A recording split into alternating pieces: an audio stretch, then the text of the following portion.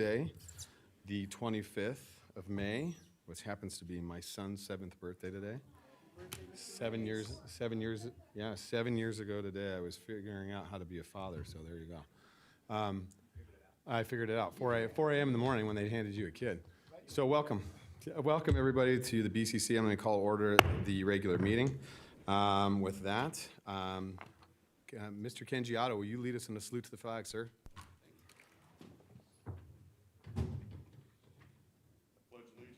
To the flag of the United States of America and to the republic for which it stands, one nation, under God, indivisible, with liberty and justice for all. Thank you, Mr. Otto. All right, Madam Clerk, can I get a roll call, please? Roll call, sure. Bob Lucy, Chair. Here. Vaughn Hartung, Vice Chair. Here. Alexis Hill. Here. Kitty Jung. Present. Jeannie Herman. Here. County Manager Eric Brown. Assistant District Attorney David Watsfield. Here. And I'm Jan Galasini, your County Clerk. You have a quorum, sir. Thank you, Madam Clerk. All right, with that, we are into item 3, Mr. Manager. Item 3 is an appearance and presentation by Dwayne Smith, PE Engineering and Capital Projects Director, Washoe County Community Services Department, to provide an update regarding Washoe County traffic calming and traffic engineering policy. And Mr. Smith is in the chamber with us this morning, and he has. Welcome, Mr. Smith. Good morning. Good morning, Chair, Vice Chair, Board, and County Manager. For the record, Dwayne Smith, Director of Engineering and Capital Projects. And yes, I am joined with Mitch Fink. Mitch is a licensed engineer in the engineering group, and Mitch's focus area is traffic. He's been with us for a number of years, and he is the guy that when you have a question or a call, he's the one that digs into it and finds out the details. So he's also going to be sharing a little bit of time with you this morning. So just wanted to take a minute to thank you for giving us an opportunity to give you an update on the traffic policy that was established in December of 2019. And since that time, we've used this traffic policy to apply a consistent approach to addressing customers' issues and needs, working with our community partners such as RTC, NDOT, the cities. So this policy has worked out very well for us, and we're really happy to give you some updates on where this has led us and where we think we're going with it as well. Just as a quick update or a quick comment, the policy is broken into two pieces. It really addresses traffic calming and then traffic engineering. And of course, calming is what we're really after to help enhance the security and the safety of our traveling public, our pedestrians, the kids that are leaving school in the afternoon, crossing Washoe County roadways. So this is always the focus of any of our traffic work, is the safety of the public, the ability to move the public through efficiently as well, and then also focusing on operational issues that allow our emergency service providers quick access, as well as people like our roads folks that are out there plowing snow and taking care of issues. Requests come in all over the place. They come from you, they come from the manager's office, but we get most of our calls in through 311, and I just want to reaffirm the good process that Washoe 311 allows. And that allows people to contact us. We then can gather that information, and most importantly, when we respond to those requests, to those issues, we're able to record that and make sure that we've both closed the loop with them and also created a file so that we know when there's an increase in an area of traffic concerns. It helps us with our prioritization process. Put a couple of other folks up there that we work a lot with. For instance, our Sheriff's Office, key for us to help deal with some of the traffic speeding issues and apply that enforcement mechanism, that engineering can't, but the Sheriff's Office can. Just wanted to reaffirm with you also, new development conditioning. That's a big part of what we do with traffic. So all new development that comes in, depending upon where it's located, the size, provides us information to allow for us to effectively apply Washoe County Development Code standards. We follow MUTCD, I think you've heard those terms before, AASHTO, all of the standard best practices approach. And so new conditioning of development is another function and key that we do through our office. With that, I'll turn it over to Mitch, and he's going to walk you through some of the details associated with the traffic policy that's been put into place since December of 19. Good morning. My name is Mitchell Fink, for the record. I'm a licensed engineer with Washoe County Engineering and Capital Projects. So I'd like to start with our traffic calming portion of our policy. So as Dwayne mentioned, it does cover the speed reduction and pedestrian safety aspect of it. Everything else would fall under our traffic engineering portion of the policy. So typically, we've been getting quite a few requests for speeding. Speeding is one of our biggest common issues that we encounter with our requests. So with those, what we do is the initial process is we'll meet with the customer either through emails, phone calls, even personally we'll go out in the field in some cases and assist them with understanding on what our traffic calming policy is. So we'll review that with them, go through the policy, the procedures, and how we arrive to a decision to either implement a traffic calming measure or not, whether it's needed. So with that, some of the ways we do assess those requests are by providing traffic studies which incorporate placing of traffic counters on the roadways. With those are the speed tubes that you typically see. Those record traffic volumes and speeds. Also, we'll go out in the field and provide spot checks with radar guns to check the speeds. We'll also do intersection evaluation, traffic counts at that time as well. With that, we also take a look at see how the traffic pattern is, whether it's buses, trucks, just residential traffic, bicyclists, pedestrians, so we get a feel for how much of that traffic mix is out there as well. And then also the determination of when is the traffic at its peak. In other words, when do we see the most traffic? And typically those times are 7 to 9 in the morning and 3 to 6 in the afternoon. Those are pretty standard throughout all of the county. We do work in collaboration again with the sheriff's office, especially regarding those speeding issues, because they're kind of our first line to try and get people to slow down, because they are an effective tool to help do that. So they also, in some cases, have the radar trailers available to come out and help, which actually does slow down people for a while when they see that visual impact. It's like installing a radar feedback sign, has kind of the same methodology. So some of the outcomes that we've done, we were able to mitigate some of the traffic calming requests through traffic calming measures. And those were either through speed cushions, the installation of additional speed limit signs, or even through striping to, perhaps narrow the roadway down, giving that feeling that it's a little bit tighter, which does help. We do have requests pending. We're waiting funding on there. We're prioritizing them based, again, on our traffic policy. We have a ranking system, so that includes the volumes, the speeds that are associated with those, and then as well as the if it's in the school zone, obviously those are one of our biggest priorities, and residential. So we take that all into account. And then also we do have requests that we feel that there are no field changes necessary based on our best practices that we use to determine that outcome using our policy.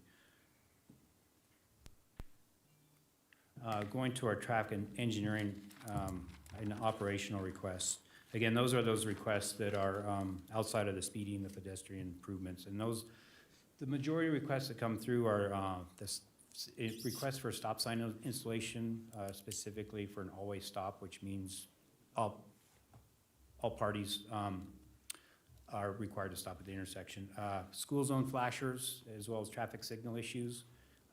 More requests for signage and striping, and as well as pedestrian safety crossing, such as pedestrian crosswalks or the addition of rapid flasher beacons. We do, again, respond similar to the traffic calming requests. We review the traffic calming policy with the customer, again, and walk them through the process on how we make that determination of if there's an issue, and then how we proceed with the issue from there. We do have a nice flow chart in our traffic calming policy that is a good visual assistance. So we do assess similar to what we did. There is some overlap with traffic calming and traffic engineering. So the assessment, again, we do field visits, especially for intersections, so we can evaluate the volumes, and the types of traffic, again, with cyclists, pedestrians, residential, commercial, industrial, that type of thing. We also get vehicular crash data from NDOT to review to see if there is an issue with a high number of crashes, which is obviously a traffic safety issue. Looking at the adjacent land use, parks, schools, anything with high pedestrian is one of our priorities. So we do look at that. And then obviously residential, industrial, commercial areas as well, because the traffic patterns are different based on the volumes and sizes of the vehicles. We also look at the site visibility because there is a big issue at some of the intersections. If the trees or there's some signage or something that's obstructing the views as the motorists are driving through, where maybe they don't see a pedestrian or the pedestrian doesn't see the motorist. So we also address that as well. Some of the outcomes, again, we were able to mitigate quite a few of these using those accepted traffic engineering practices, such as, again, the installation of additional signage, striping, the installation of rapid flasher beacons at crosswalks. They're highly effective. We do have, again, areas that are prioritized that are awaiting funding, and those are, again, overlaps with some of our traffic calming requests. And then, again, we had requests that we determined that there was no field changes required using the best engineering practices as well. So we do have a few examples here of our traffic calming, traffic engineering. This is kind of, again, that overlap category. This is the Pinecrest Academy out in Spanish Springs. This was new development, so we worked with the developer to design a school zone that was basically safe for everyone, not just the students, but for the traveling public and the residents in that area as well. And this included the installation of speed cushions, which the fire department is on board with because it doesn't slow the response time down. So we were able to work with them on this as well. And then we also had school flashers for the school zone, which reduces the speed limit to 15 miles an hour at those specific school times, as well as the installation of a rapid flasher beacon, as you can see in the photo here, that allows safe crossing of the pedestrians. Another project was over on Zalesi Lane, and this was an existing school zone that initially the school zone was only 25 miles an hour when children were present. Well, there's a lot of speeding in this area, so we felt that there was a traffic safety issue here with the schools. So there was a partnership between the school and the adjacent developer and the county to fund this project, which included the installation of the school flashers, again, reducing it to 50 miles an hour during those school times, and the addition of a rapid flasher beacon at the pedestrian crosswalk. So we had some good results and good feedback on that. So thank you. Thank you, Mitch. I think there's a lot more than just these two examples throughout the county. But we just wanted to take a minute to give you an update on the traffic policy, let you know that the policy is giving us that consistent approach to address and help the traveling public, the pedestrians, and those that use our right-of-way. We've got a lot of requests in. We really appreciate the use of Washoe 311, either emailing or phone calling in, again, allowing us to track those requests accurately and then provide those responses. We continue to work with our partner agencies, and that is our commitment to you, and ultimately all of this leads to the safety for our traveling public. With that, if you have any questions, we're happy to answer those. Fantastic. Thank you, Dwayne. All right, I have Vice Chairman, I have you sign in first. Thank you, and I think that this is probably in response to some of my queries. So I'm gonna call you out on a couple of things here. So we'll start with the MUDTC, and look, and I understand the municipal uniform codes. I get that, but they don't apply everywhere. They don't. Give you a perfect example. Spanish Springs, we use the municipal code to determine average daily trips for things like multifamily. I would argue that when you look at this from a nationwide perspective, multifamily typically is in a place where transit occurs or transit is available. But yet when you build multifamily as they have in Sparks, out in the middle of nowhere, and there is no transit, it assumes the traffic numbers, they'll use the argument that well, look, apartments generate less traffic.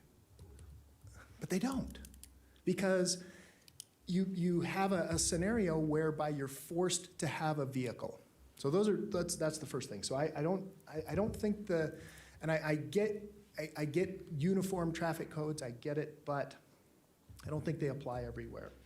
You mentioned the SO. That's only good while he's sitting there. It's a very temporary kind of a fix.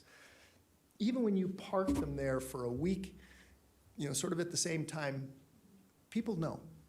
And they'll slow down during those times, and then afterwards they'll drive, crazy numbers. Seen it on my own street, Sky Ranch, which has speed bumps on it, and I can take you out there at 6:30 in the morning, and people are flying down Sky Ranch, because the faster you go, the easier it is to take those speed bumps. With that particular design. Now, I know that there's some other designs that are sort of in the works. You mentioned that we get crash data from NDOT. Does NDOT have the crash data on residential streets, on side roads? Yes. They do? Okay. I was not aware of Yeah, that. I believe they get the compilation of all the. Okay. So that's who we are crashing. We don't have to mine that from, or harvest that from the SO or the PD. yeah, some other police department.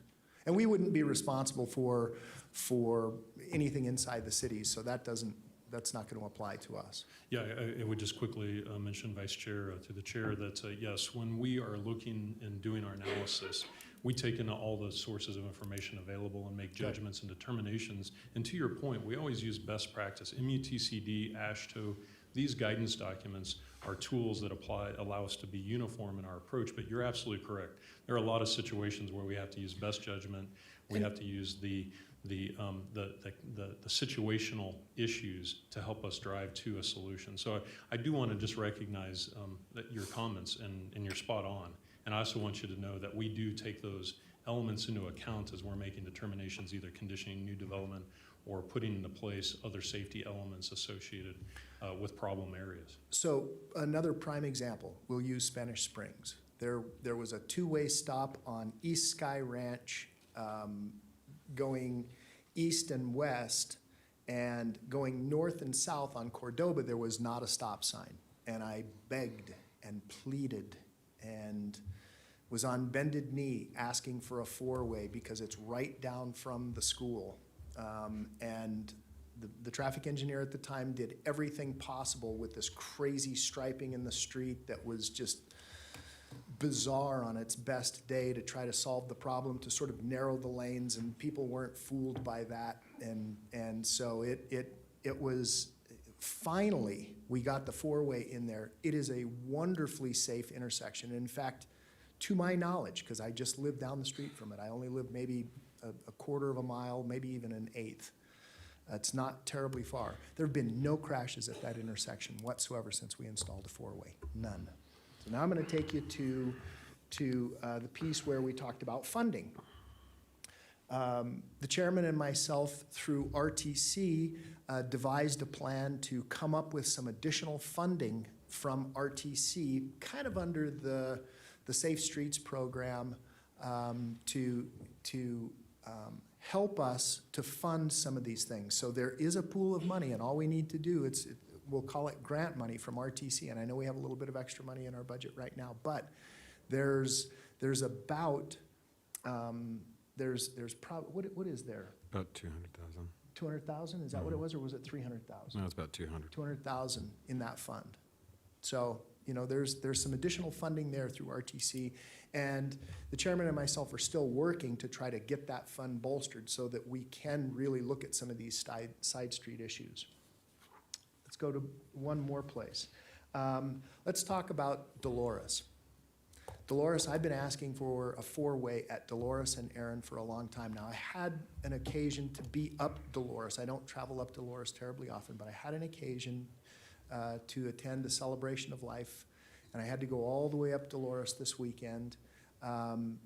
If you've not been on it recently, I think you should drive it, because the neighbors have taken it unto themselves to paint slow on the road in giant letters to try to get people to slow down. They have numerous signs.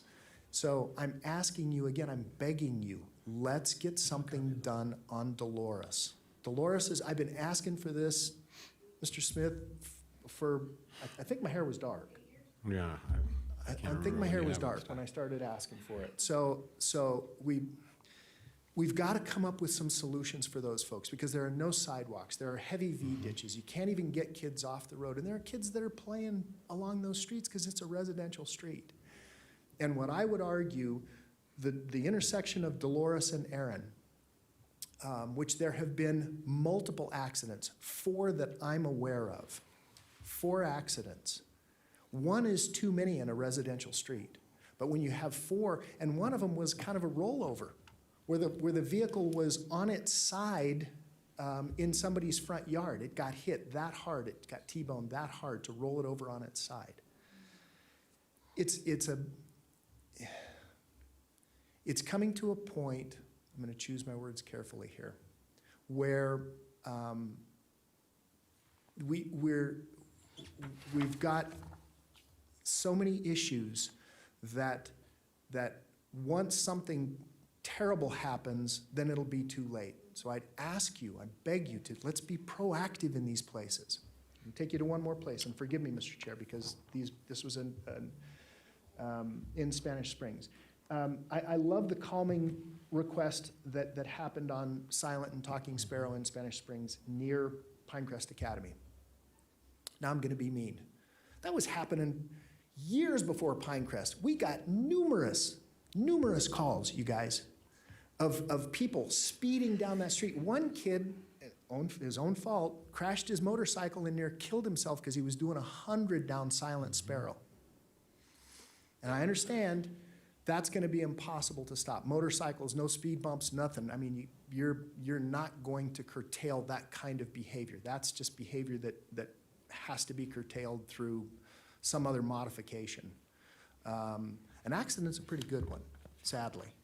You know, once you have a pretty hairy accident like that, they have a tendency to calm down usually. But there were issues on that road long before Pinecrest Academy ever thought about building there, long before.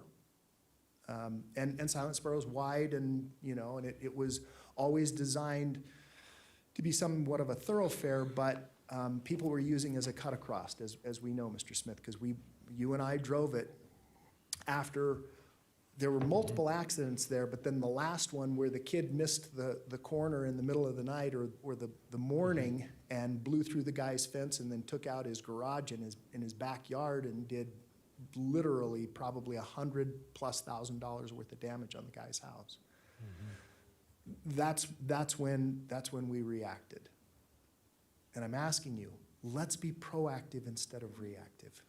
Let's come up with a policy that's innovative where we can look at these things and we say, how can we approach this? And I know design standards have changed. Some of the roads that we're talking about have been designed. My road, Sky Ranch, it was designed in the 1970s. It's long, it's straight, and it's wide. I mean, how do you calm people down on that? I mean, it's really tough. So I get it. I know the challenges. I'm not angry about that stuff. But what I'm asking is, let's be innovative. Let's look at things more carefully, and let's see if we can be proactive instead of reactive. And I really appreciate I mean, it's a great presentation, and I look forward to you know, working with you on these things.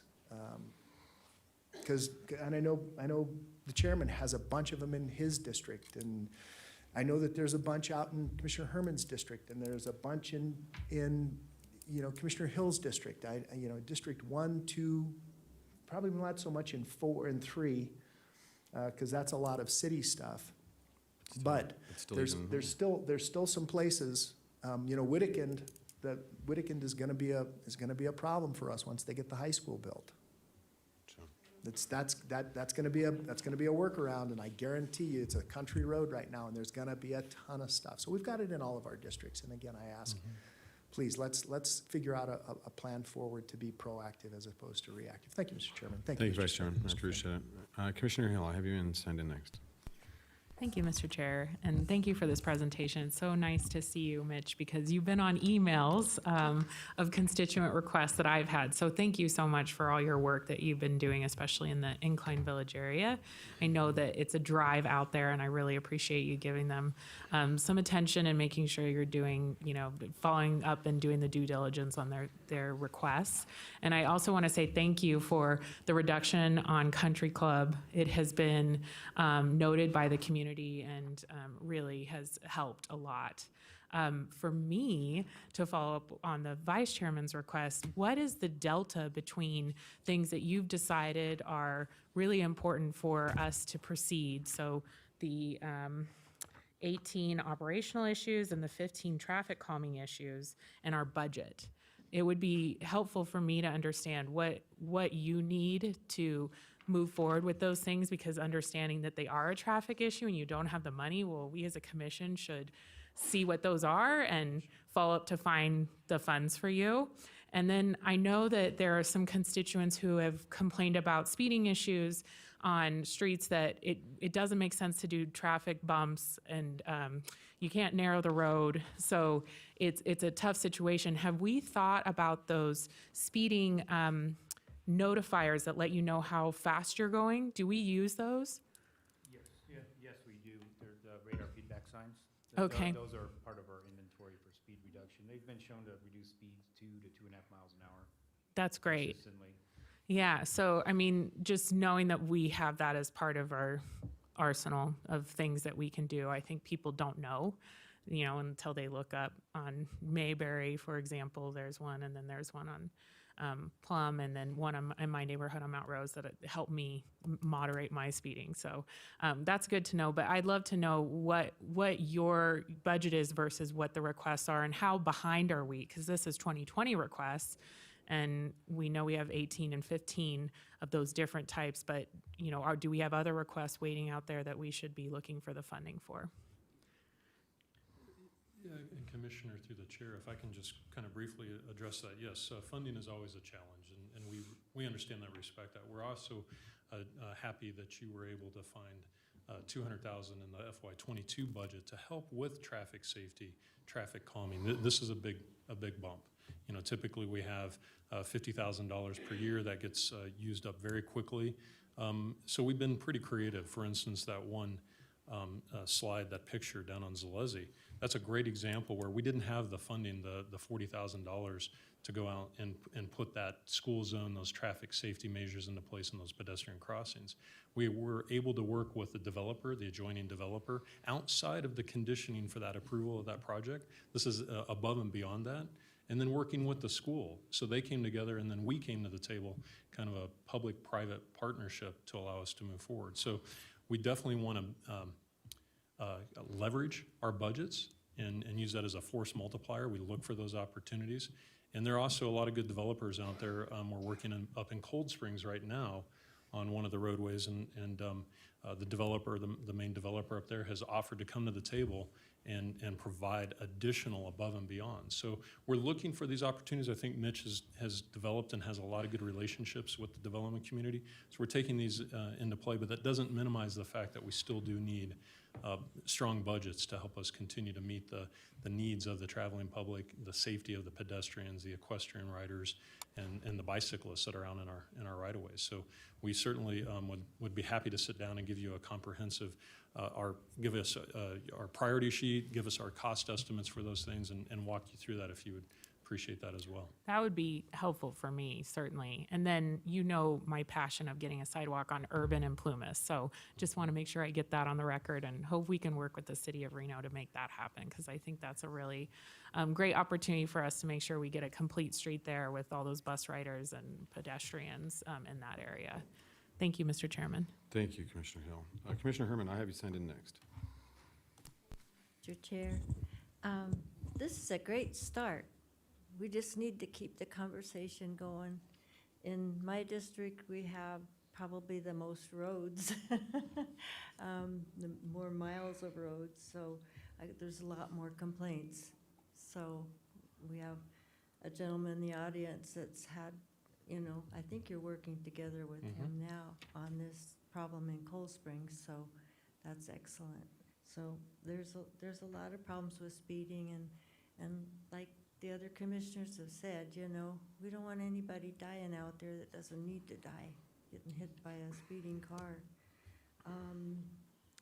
So maybe possibly when you do one of those reader things, you know, your speed reader things, maybe there's a way to let people know that you know what these speeds are and how many people have gone over the speed limit and adjust accordingly. You know, maybe signage. Signage is great. Did you check your speed? You know, with something. I mean, we got to be a little bit, maybe a little bit more, I don't know, the word isn't really good, but fun. I mean, if people think, you know, they maybe are speeding because they not realize and they're in a big hurry. They've been cooped up for a year and they're out on the road for the first time. You know, I mean, probably a lot of that's happening right now this year. So I know I find myself kind of lead foot sometimes. So anyhow, thank you very much for being here today. And like I say, don't stop. This conversation's got to keep going. Let us know what we need to do to help. Thank you, Commissioner Herman. Commissioner Jung, I have you signed in next. Thank you, Mr. Chairman. I have a question about, and it probably is a new request to the manager to have an update and discussion on 311. But when somebody calls 311 for this request, does that go to the roads division? Through the chair to the commissioner, it depends. If it's a snow plowing or something that's more operational, it will go directly to roads with the appropriate copies. If it's traffic related, it comes to engineering. Mr. Manager, I want you to be aware that over a year ago, I had looked into 311 and complaints about 311, and what I had learned, it could be changed and has fixed at this time, but there are many departments that don't talk back to 311. Roads was one of those. The sheriff's office was one of those. So there were silos operating and things were going into the abyss, and roads had their own case numbers too that you couldn't follow through 311. So I need an update on that because I want to see how well this is working, or if there is still a logjam there and certain elected department heads are not using 311 or responding to 311. And the roads division is no elected department head, but I do know there was a major lack of information exchange and the consistency of numbers of the service request so we could follow it all the way back. So I do need that either in a presentation or evidence that this has been mitigated, and if it hasn't, what can this commission do to ensure that all departments who are involved in 311 are actually responding to 311 and not working off of their own set of data and customer call numbers. The second question I have, you talk about new development conditions. Who's the employee responsible for going out and making sure that all the conditions that we've put on a development have actually been met? Again, through the chair to the commissioner, there's a couple of ways it's done. It depends on what type of infrastructure, but if we're talking specifically about roads, it's primarily our chief of inspection and his team of inspectors will follow up, go through the punch list items associated with a new development or a subdivision. And those are elements that are captured, and as they work through cleaning up the final parts of a subdivision or a project, they will go through and verify that those things are put into place. Of course, there's inspection work that's done during the work. For instance, a light pole standard. We want to make sure that that light pole standard has been installed correctly, that the correct depth has been met, Right. that the concrete, those pieces But my question is are about that. I know about that. I've been doing this for over almost 14 years now. My question really is, and I'd like another presentation, especially since we have a new board member, what exactly is the process and who is responsible to ensure that every condition we placed on a development is met And what is the recourse if it is not? And the reason why I tell you this, I worked at the city of Reno from 2004 to 2007, and there was nobody existing like that. So if you're a smart developer, you promise everything and don't deliver anything. There was no, but I don't think they still have that to this day. They work a lot more into development than I believe we should be doing. I'm not a big residential development way out in Nowheresville, because you do create this sprawl issue that the vice chairman brought up. And how do you then have a standardized road evaluation if you're not taking into consideration this is a product of sprawl? There is no regional transportation. Everybody has to have a car out there. Instead, they put the macro over it and go, well, all these multifamily housings in New York City seem to have no cars. It's just, it's universal until it's not. So I would like to see too what when we put conditions on, who is holding that developer to the letter of what these conditions have been put out there to them based on all of the public feedback whenever we have a new development, whether it's commercial or residential. It's usually the residential ones. We don't do big ones like that, but I still want to see what's the built-in integrity for a command that this board makes to a developer. Are they held accountable at the end of the time? And I would argue, to use the vice chairman's verbiage, I would argue that nobody does that in this community. So any of you entrepreneurs and business people, here's an area that you probably could take off like crazy for local government, because I don't see that follow-up to ensure that everything that was placed on the record of what these developers say they're going to do to get our votes and to calm down the neighborhood, I don't see the follow-up. And I'd put $1,000 on it. There's nobody in this region who really does that, not consistently and every close of every development. At least not in the time that I've been here. So I want a presentation on that. I don't need you to answer that at this right now. But other than that, I think that to the point of the vice chairman and Commissioner Hill, you know, this is an area that I get a little sideways with staff sometimes. A lot of times you're making policy decisions at the staff level that really should be brought back here. As Commissioner Hill asked, well, you said these 35 or whatever the number was were determined to require no action because we have this guidebook, and I think those are political questions sometimes and policy questions.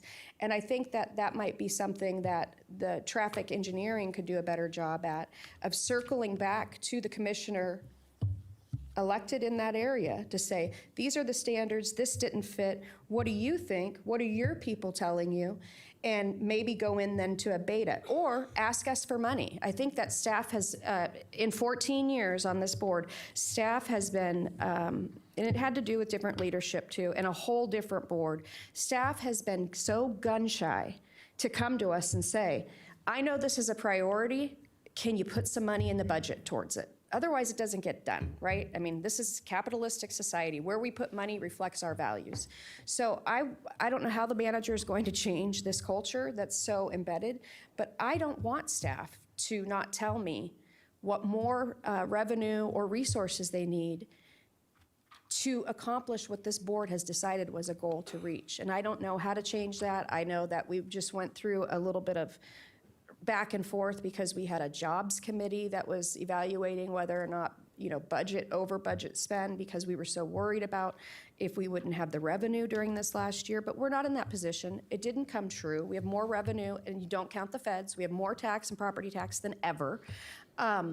This is the time for staff too to have a retreat, Mr. Brown, and to decide what they want to push through you to have us prioritize in the next budget cycle, or today in this budget cycle. Where are we going to cut from to achieve what this board has set out as a policy? And I know that's a fine line to walk. We also have discretionary funds, Mr. Vice Chairman, because dang it, I want to get you that stop sign. We should go sneak out there one night and just put it up and see what happens, right? And then we can beg for forgiveness afterwards. But I want to get that done. It is a disconnect between staff and the policymakers. If a gentleman has been up here for 8 years begging for a stop sign and there's nothing been done, and that is the disconnect. That is not your fault. Please don't take this for the whole, you're just the messenger, you're just getting messaged. There is that disconnect. And I'll tell you what, if I reported to a board of any size and somebody has been asking for that long, I would sneak in the middle of the night and put it up, just so it's done and let's move on. I don't tell you to do that, Mr. Brown. It's probably not a good idea around here. But can we get that done, at least at the very beginning, and then let's look at the processes and the format that you want through 311. I don't trust 311. It's not the employees, it's the people that are the department heads that I don't trust with 311, because they can just say, we're not taking your reports, we're not responding to your reports. And that, to me, is full on a total dereliction of duties, as far as I'm concerned. This board made this policy, let's see that work through. If it's not working, again, it's for staff to come through your manager and tell us what's going on. But I do appreciate this presentation, and I love that the vice chairman who asked for this presentation has focused on, let's get creative and out of the box of no. And that's kind of what I yelled about. I didn't yell. You don't ever want to hear me yell. I did not yell, but I was a little perturbed about everything is no, instead of let me figure out how we can get this done. That's how I live my life, and I know you do in your home life too, and I know you have a lot of strings around that have to be cut, but just come to us and let us know through your manager. I know you don't, this is a strong manager form of government, because what we don't know, we can't address. And I promise you, we can find money for anything if it's really something that we decide that we value and it's a priority. And so, be on the lookout and be on the lookout as well. If you're looking for money, we're all getting a new infusion on July 1st of our discretionary funding. So you might want to talk to a couple people up here who needed some traffic calming and engineering and have them put their money there if that's necessary. If you need more, come to us. And you commissioners come to us and say, listen, this is the way it pencils. But always remember, like I tell my husband, tell me what we're going to cut before we expend that money, right? I need to know how we're going to balance this out. But I think you're doing a great job, and I know it is not because you don't want to go out and put a stop sign yesterday for Commissioner Hartung. It's because you live within all of these, and it's a good thing. If every single one of us was putting up stop signs because we didn't like the way traffic was flowing in our neighborhood, this would be a nightmare here. So I get the balance, but please always keep in mind, if this is a policy decision, it needs to come to this board. Thank you, Mr. Chairman. Thank you. Commissioner John. Vice Chairman, I have you signed it. Yeah, I just wanted to make a couple of corrections. So I misstated MUTCD, and I apologize. Didn't mean to have marbles. The Manual on Uniform Traffic Control Devices. And I referenced, and perhaps some might have thought that the MUTCD is where the traffic counts and the numbers come from for apartments and et cetera. But I referenced that only because when we do those kinds of things, it drives the numbers up. You have more traffic.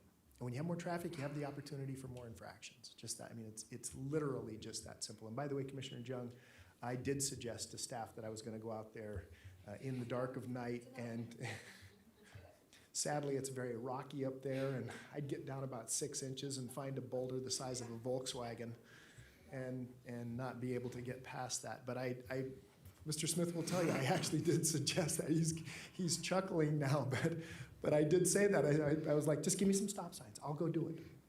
I'll find a crew. We'll go plant those things. I promise you. So I just wanted to make just a couple of corrections there. I know this is difficult, and I don't want to put a stop sign on every single corner. That's not the suggestion.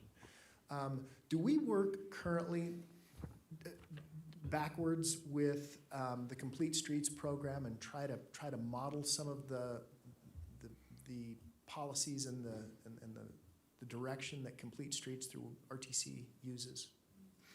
Yeah, just quickly through the chair to the vice chair. Yeah, I think that our work with RTC has really enhanced over the last few years. We are working very collaboratively, looking for opportunities to apply the grants, sidewalk grants, those types of things. That's not Looking what at I'm talking about. Complete I'm Streets. talking about just the policies themselves of the Complete Streets, where it looks at a street and it tries to make it more multimodal and safer just in general. Are we doing that? Absolutely. Forgive me for not clarifying.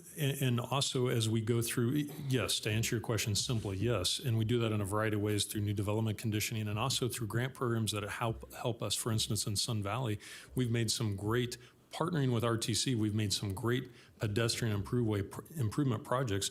We just finished up the 7th Street up to Highland, project with them. I mean, these are examples where there's enhancements to sidewalks, to bike lanes, to lighting, to make sure that we're doing anything and everything possible to enhance that safety. So yes. I'm not talking about on regional roads. I'm talking about on our residential streets where we apply kind of some of those same standards and we look at it as from the same perspective that the Complete Streets Yes. project does. Okay, all right, that's what I'm asking. Thank you. Thank you again, Mr. Chairman, for Thank you, Vice indulging me. Chairman.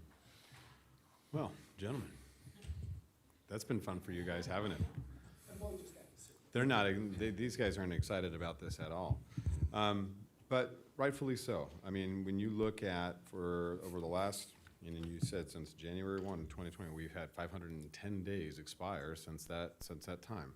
And when you have 100 plus requirement or requests come in, that's pretty significant. And when you look at and speak to what individuals come and every day of their life, or the folks that are here and joining us in the chambers, or those that happily send their property taxes into the treasurer's office on a quarterly or monthly basis. Well, yeah, I'm being facetious, sir. But when they do that, the anticipation of what they're paying for is the safety and security of not only their property, but the lives that live within their home. Whether that's an apartment, whether that's a condo, whether that's a individual single stick-built home, doesn't matter. This is important to them. And this is something that's, from a county standpoint, when they look to what we really are, a service-based industry. We don't sell widgets, we don't sell cars, we sell a service. And we show everybody in our budgets that more than 50% goes to salaries and paying for employment and doing all these things. We need to start delivering on some of these issues. So to say we don't have funding, or that we can only address a quarter of the issues through mitigation, and we can resolve that, but the other 30 or 25% of them can't be addressed because of funding, that's a challenge. And Commissioner Jung's right. Those are the questions that need to come back, and we need to have those discussions. So what I would proffer, instead of sitting here and belaboring this conversation any longer than it already has, is that you bring back a prioritized list to each district based upon complaints and needs of that community for prior to requests, whether that's engineering or speeding requests, and you sit with that commissioner, either quarterly or semi-annually, show them that prioritized list or that list that you've received based upon what you think is prioritized, and you and that commissioner sit down with the manager or whoever and decide how you're going to either fund those top prioritized lists, see if they agree or do not agree with your list, and see how you've come to those conclusions, because I would proffer the same idea as the vice chairman.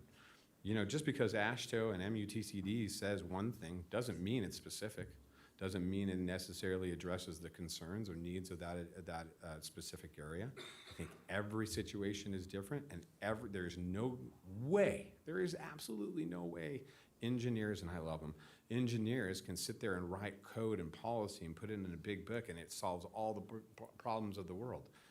And we can't sit up here at this dais and write policy and intend to solve all the problems of everybody that lives in Washoe County.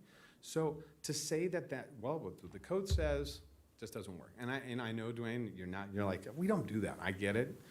And I'm not beating on you. I think it's something we need to start looking at. And to say that we've always had good policy, we probably have had good policy. And you guys have worked hard. I know you have. The idea is, though, we still have to constantly address it and look at it from a new, every year we have to go. If we have to go and do a budget every year, why not look at policy every year? Why not look at something if this is such a priority, why aren't we looking at it every year and addressing it from that standpoint? And so if commissioners, and I haven't heard one commissioner over here say, well, this has been fantastic, thank you so much. You guys go back to your offices and don't worry about seeing us for another year. That's not what I heard. What I heard is that they want to see more of you, and I want to have more in-depth conversations. So prioritize list, find out what the funding needs are, figure out how we can get it done for you. That's what we're hearing, because not only 311 are calling and you're getting the 100 from 311, they're getting 100 each one of us from just those constituents. They go to the grocery store and, oh, Commissioner Jung, how's it going? Nice to see you. You know, that Lemon Valley Drive, or, you know, that, 7th Street over top of, going into Lemon Valley, that's really a challenger. Commissioner Hartung, how many times are we going to talk about Dolores? It's like that kind of conversation happens to all 5 of us all the time. And it doesn't matter where you are, what you're doing, it is consistent. And so when we talk about traffic, this is the most prevalent thing that every constituent has to deal with in our community. And it's not just us, RTC, NDOT. It doesn't matter what traffic affiliation you work with, those complaints are consistent. And I would love to see what the comparison is about somebody complaining about roads versus, animal services versus, alternative sentencing or whatever. I guarantee you, and it's not to anything that you haven't done wrong, it's just what we're trying to address, because we're growing so fast, and it's nobody's fault, it's just we're growing so fast, we kind of got to be a little bit more on the forefront of addressing these kinds of needs. And whether it's working with other departments and engaging those other departments, by all means, to Commissioner Jung's department, let's fire those people up and get going. Because this siloed approach of, we'll get to it when we get some funding, or we'll get to it when we talk to the sheriff's office, ain't working. So that's enough from my soapbox for today. But I would like to see a prioritized list for each district, and have that conversation with the assistant county managers or department heads or the county manager, yourself, and the commissioner to identify either requests from their community or requests from 311, and specifically prioritize those lists based upon that commissioner's request. So, gentlemen, thank you. Sorry for the beating this morning. We took about an hour to beat you up, and hopefully you'll have a better rest of your day on Tuesday. Well, I could just mention, Chair, thank you for that, because we really do appreciate the feedback. Traffic is complicated. It's a sensitive subject, and I appreciate your commitment. Absolutely. We are going to be making those meetings with you through the manager. Please look forward to that. Thank you, sir. I appreciate it. Thank you very much, Mr. Fink. Mr. Smith, thank you very much this morning. All right, ladies and gentlemen, we apologize for the delay with that, but that was something very much necessary to address.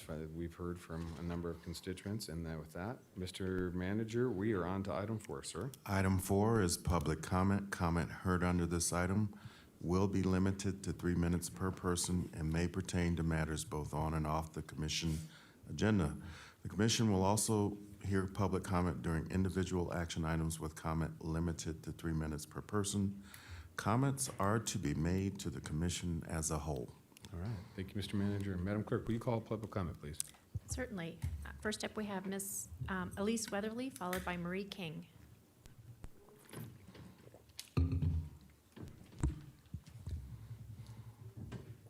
Good morning, Ms. Weatherly.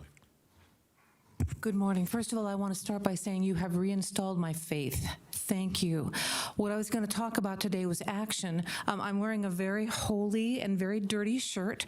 This was the shirt that my brother insisted that he get for his band. And his band, they fought him on it. But he did it anyway. Well, he died, as you know, and I still wear his T-shirt.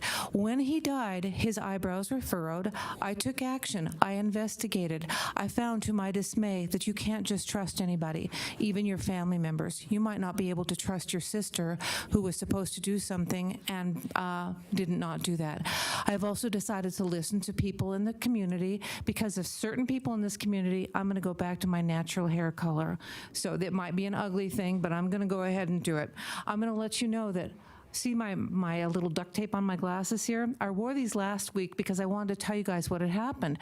I ran over my glass case. My engineer, the best man in the universe, I was going to get him some food because I refused to let him go. I will buy him with sandwiches if I can. He apologized to me for me running over my own glasses in his parking lot, which wasn't his parking lot. Now that's the kind of guy that takes action. And I said, you are absolutely not going to be trying to help me fix these things. I have duct tape on them, okay? But because of the glasses I got with Dr. Kroll, Jessica, who has worked there for eons, I'm in good shape, all right? I got stopped the other day because I made a wrong turn and I wasn't paying attention. I didn't realize it was in a school zone. The officer came up, I opened my door. I said, what did I do wrong? I don't know how to roll the windows down without the car being on, by the way. And he told me, and I went, oh my gosh, I am so sorry about that. I apologize. You know what he gave me? Mercy. I had been pulled over years ago because I was breaking a law that I didn't believe in, but I was breaking it because I had found out that a friend of mine had broken the law in a big way. So I was trying to rectify the situation, got pulled over. I listened to PBS this morning, by the way, and they talked about, racial injustice for being pulled over. I'm an old female. I fit into that category. The officer that pulled me over gave me no mercy. But what I learned during this time is that we have got judges in this community that don't care about the truth, the whole truth, and nothing but the truth. So we hold up signs and let people say, hey, don't vote for them again. All right, we have got HOAs that you might apply for a position in the board, and guess what? Suddenly it's gone. And so they don't have to send out ballots because your name is not on the ballot. So I have to determine, I found a really good attorney, by the way. I have to say, well, do I want to sue them or not? Who do I sue? Do I sue the community? Do I sue the management team? Well, I just won't do anything. I will just move. So eventually I'm going to move out of that community. But you guys have made me kind of want to stick around Washoe County more. Thank you. Thank you, Ms. Weatherly. Marie King, followed by Patty Toon.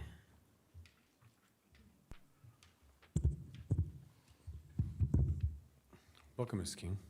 Thank you. I would like to know, number one, why do we have to go through these scans when I can come into the building anytime during the week and don't have to go through them?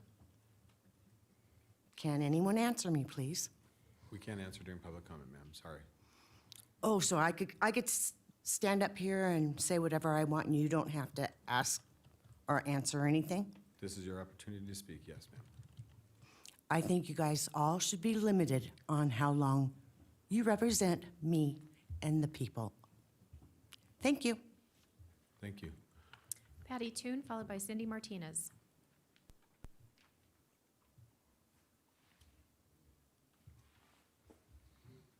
Good morning. Welcome, Ms. Toon. I have stood before you before, and it didn't appear to do any good, so I decided this morning that I would not waste my time or your time.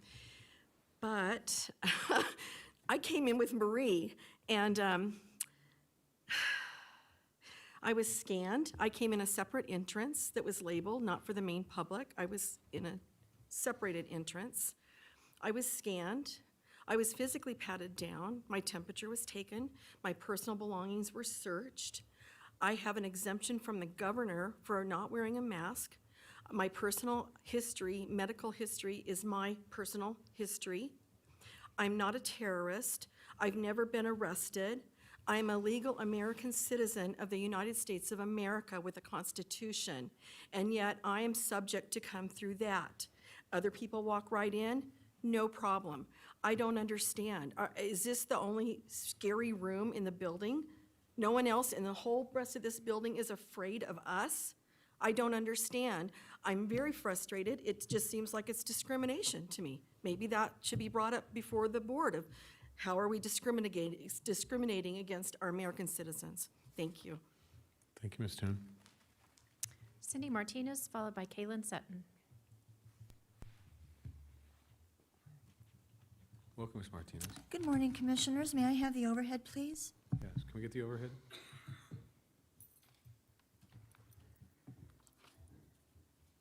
There you go, ma'am. I was reminded, good morning, Commissioners, Mr. Manager, Mr. District Attorney, Madam Clerk, staff. I'm reminded by Joe Biden saying, I've been in government for 47 years, vote for me and I'll fix it. We demand the commission and the public health emergency. As of May 24th, there are 15 confirmed and suspected hospitalizations, 6 in the ICU, 1 on a ventilator. There is no state of emergency in Washoe County. This commission is still derelict in its duty to make public and facilitate public information and education on what a person can do to protect their health preventatively. This commission's solution is to feed the pharmaceutical cartel and forcefully promote experimental inoculations made available by the FDA's emergency use authorization. The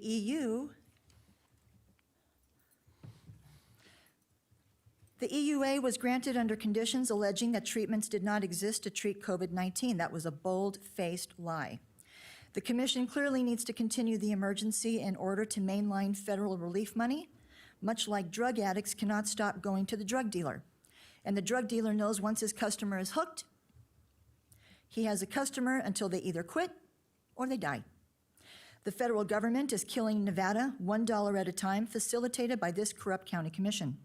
We demand this commission ban vaccine passports, vaccine verification, and/or any means, method of compelling citizens to disclose private privileged health status or records. This is unconscionable.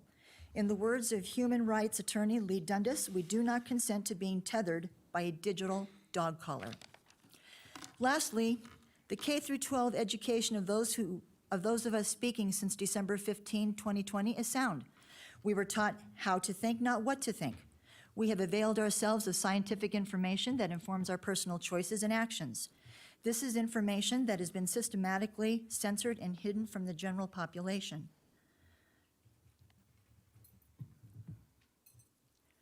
Let me be clear, I fulfill my social responsibility by exercising my personal responsibility. I am not responsible for your health. Here's the information. Oh, good gravy. Got to be smarter than the technology. If you're vulnerable, you stay home. You wear a mask. You submit to the EUA injections. It is my never to be humble opinion that members of this elected body should audit classes in American history and government, study the Constitution and Bill of Rights and the Federalist Papers. This crisis has revealed the depth of corruption and breadth of incompetence and unfitness for office of many of our elected representatives, some of whom occupy seats on this commission. Further, I would direct your attention to Salk Thank you, Ms. EDU for Martinez. studies on the vascular effect of the spike Martinez. protein and Thank you, Ms. Martinez. We appreciate it. Caitlin Sutton, followed by Melanie Sutton.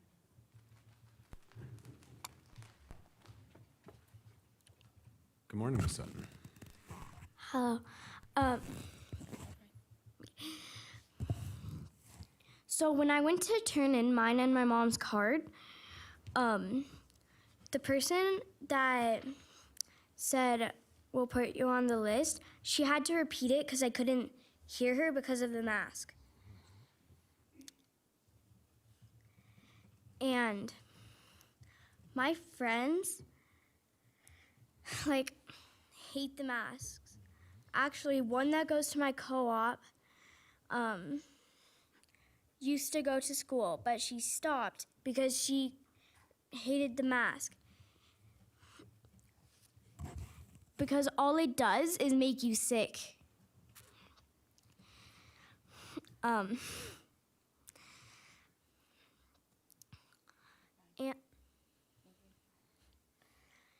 And my dad always has to, never can come because work, and he can't go to the school board meetings either. And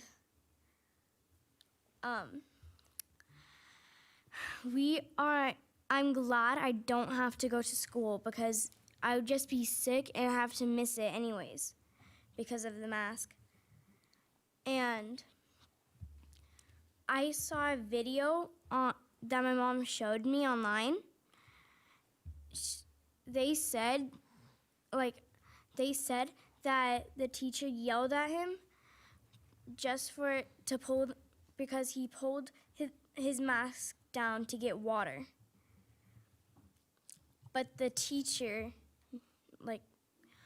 always could take off her mask to get water. Which, that isn't fair, is it? So, the only thing I want to, the only reason I can't come here is because to get all the masks off everyone, because all they do is make you sick, that's all. Thank you, Ms. Sutton. Melanie Sutton, followed by Dina Lane. Welcome. Thank you. This is what was handed out to us as we entered. First of all, I know I'm not supposed to address anybody personally, but Lucy, a few weeks ago, you wished we were still here. Well, we were still here. We were in the in the corridor listening to, watching the video. So we are listening to what you have to say. And also, Jung, you wanna question my integrity? You wanna, no, I have the right to respond to what she said about me last week. No, I'm going to ask you one more time. You have, please, as a whole, the commission as a whole. Okay. You can look at me. Okay, I'll look at you. As a whole. So question my integrity, question my patriotism. I'm sorry, we do research on everybody, so we know whose integrity should be in question, okay? I haven't done anything wrong. I did not lie to get into this room. Yes, we have said this is not a vaccine, it's a shot, okay? It hasn't been FDA approved, and it would not have been if they didn't lie and say that there wasn't a therapeutic for the COVID, okay?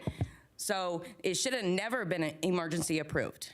And as far as what I've read, the FDA said that they will never approve this shot as a vaccine. So I'm not gonna be an experiment for my life and my children's life and their future, because this is an experiment. We don't know. This has only been going on for 8 months, tops. 8 months, and we're gonna know what what's gonna happen to us 5 years down the road, 10 years down the road. This is an experiment. It is not FDA approved. And for you guys to force or try to force us to take this shot, I'm not gonna be your experiment. I'm not your lab rat, okay? And to question my patriotism, I've been with tens of thousands of people over the last year, no joke. I've never once been sick. And this shot, from what I've been reading, is taken away from our natural immunity or antibodies from protecting us from the flu.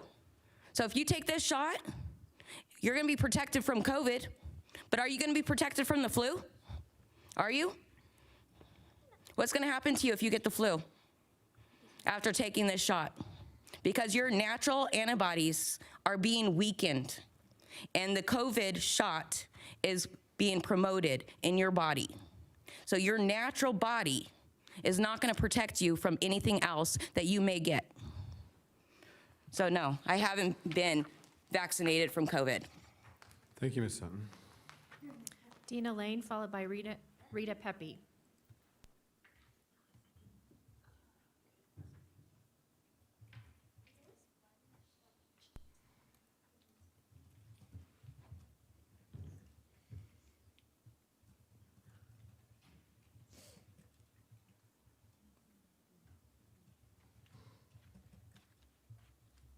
Welcome, Ms. Lane.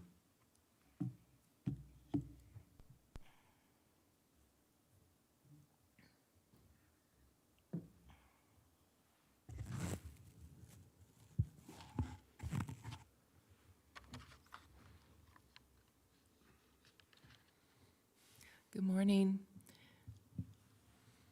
I'm going to read from the Holy Bible, Matthew 18. About that time, the disciples came to Jesus and asked, "Who is the greatest in the kingdom of heaven?" Jesus called a little child to him and put the child among them, and then he said, "I tell you the truth, unless you turn from your sins and become like little children, you will never get into the kingdom of heaven. So anyone who becomes as humble as this little child is the greatest in the kingdom of heaven. And anyone who welcomes a little child like this on my behalf is welcoming me. But if you cause one of these little ones who trust in me to fall into sin, it would be better for you to have a large millstone tied around your neck and be drowned in the depths of the sea. What sorrows await the world because it tempts people to sin. Temptations are inevitable, but what sorrow awaits the person who does the tempting. So if your hand or your foot causes you to sin, cut it off and throw it away. It's better to enter eternal life with only one hand or one foot than to be thrown into eternal fire with both of your hands and feet. And if your eye causes you to sin, gouge it out and throw it away. It's better to enter eternal life with only one eye than to have two eyes and be thrown into the fire of hell. Beware that you don't look down on any of these little ones, for I tell you that in heaven their angels are always in the presence of my heavenly Father. I'm here asking you to please lift the emergency edict for Washoe County. Please open it 100%. Please consider the children whom this is having such a great effect on. Many are not in school, as you've already heard. Many are failing in school. Many are depressed. Many are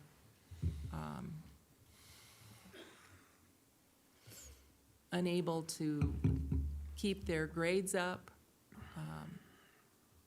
So I'm asking that you would please consider the children. Thank you. Thank you, Ms. Lane. Rita Pepe, followed by Kenji Otto.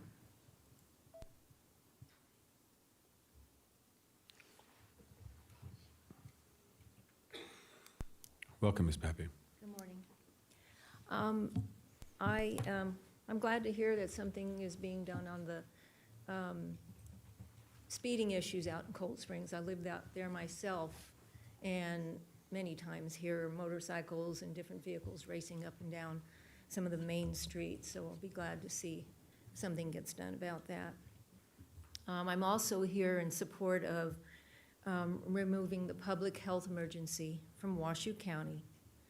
I don't feel that it's fair to require people to get the vaccine that, as has been stated, is an experimental drug.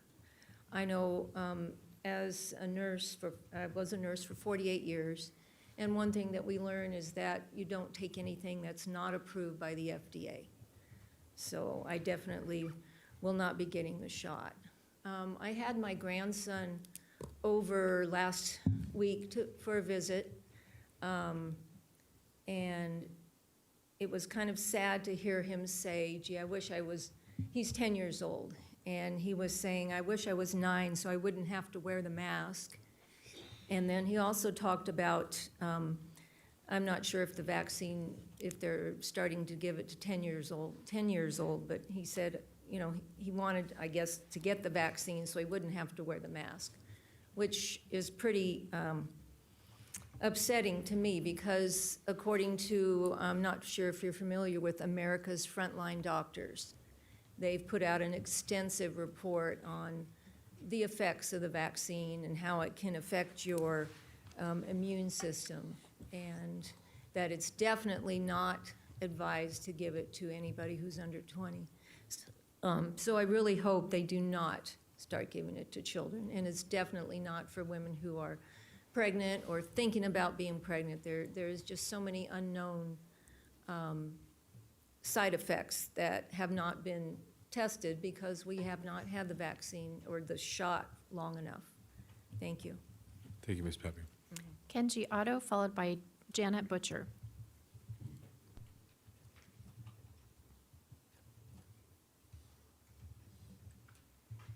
Welcome, Mr. Otto. And good morning to all of you. I'd like to thank the Manager Brown and Commissioner Herman, as well as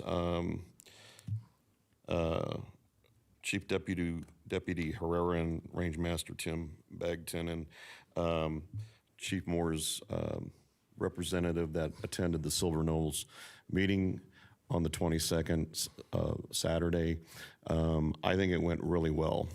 We had 63 people that attended, and it was basically a 50-50 on opinions. But I think it was productive and a very good meeting. And I'd like to also thank Tammy Cummings and Nancy Lundhagen of the communications for all of their help. It wouldn't have happened, and it wouldn't have been so many people. Would have liked to seen more, but at least we got 63. That's a huge lot of people that participated in a community meeting. David Walser of the fire department, who watches over the Silver Lake volunteer firehouse was exceptional in his assistance as well. So the other thing is that I'd like to continue working with the county on getting this gun range established. And I believe that there will be a petition coming to you from the community in favor of the gun range out there.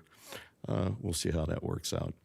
I'd also like to tell commissioners, as far as the school board and the trustees, NRS 306 for the community and for voters is the recall of public officers for the trustees. If they wish to contact me, they may. One of the ways is through Commissioner Herman, and I have taken the time to update what's from the website with all of the updates.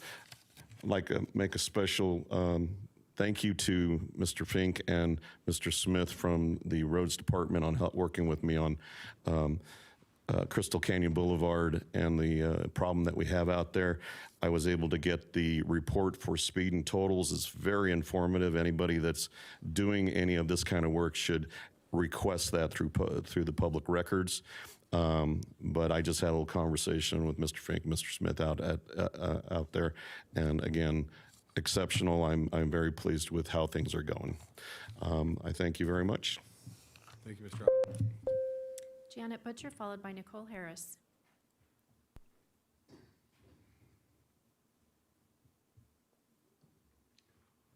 Welcome, Ms. Butcher. Good morning.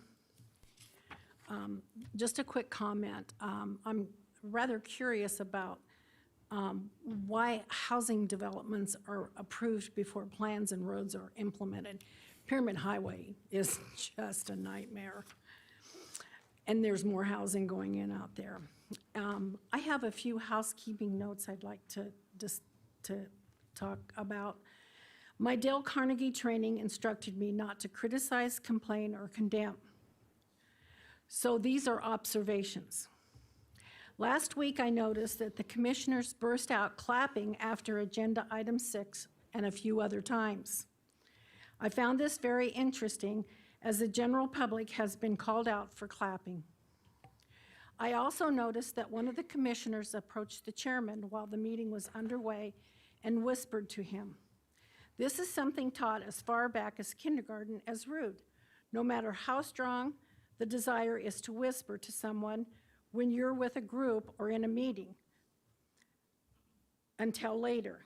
It's more important to show respect to everyone by including them in the conversation.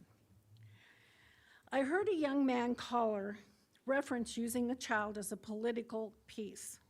Why would someone want to silence a young person who wants their voice to be heard? Should his voice be silenced? My guess would be he supports Greta Thunberg's political tirade on the earth is ending. A commissioner accused us of not being educated and unpatriotic for wanting to end the emergency health scare and opposing the shot. I have spent many hours helping my transplant recipient daughter in researching the benefits and effectiveness if she were to decide on it, along with the consultations with her transplant doctors and her endocrinologist. Having an autoimmune complication early in her life and later a transplant, she and the family learned how to be careful and cautious long before the COVID calamity. It will be her decision as she is an adult. So no, I am not uneducated. And as a daughter of the American Revolution, thanks to Captain Johann Steinmetz, who fought under George Washington's command, I am appalled at being referenced as unpatriotic. Thank you, Ms. Butcher.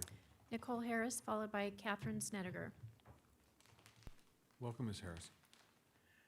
Good morning. I keep looking at the strategic direction, and it's interesting to say that Washoe County will be the social, economic, and policy leadership force in Nevada and the Western United States. So my question to you is, how are we doing on that scorecard, number one?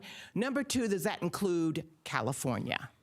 Because I think anything we do probably is better than what California's doing, and I like to be able to say that this strategic direction, whenever it was established, I don't know when it was established, and do we have updates on it? How do we measure this? You guys are all measured by whether you're returned to office, whether how many complaints you get, how many dollars you get to raise in your fundraiser. How do we as citizens judge Washoe County and the leadership in this particular strategic direction? On that venue, I like to know, are there any forthcoming seminars, report to the community, whatever, in your own district or as a county as whole? Second thing, I was up here, I think in February, talking about the election fairness, integrity. Mr. Brown was directed to call the Citizens Committee together. What is a reporting response back to the citizens that have been standing here or been coming here every month? What do? Do we just keep coming here saying, hey, you need to do this, we need to do that? Or do we need to do a blue ribbon citizens committee, which I am more than happy to work with any of your staff or any of the staff of the county to put one on, because I believe us as citizens, we need to do that. Number three, do we be the leader in saying we must be vaccinated 110%? We're going to be the leader in Nevada and in the Western United States. We're going to demand we have vaccine passports. We're the little red dot today, tomorrow we're going to be the blue dot. Is that the leadership that we're looking at to be the strategic direction? Or are we going to say to the governor and the rest of the counties, we have the leadership, we are not requiring that? Third thing, let's talk about Second Amendment sanctuary counties. I understand that there are about, I don't know, maybe 6, 7, 8 of counties who have already declared to be Second Amendment sanctuary counties or Second Amendment counties. Are we again going to be the leadership force to reinforce that we definitely are a Second Amendment county or not?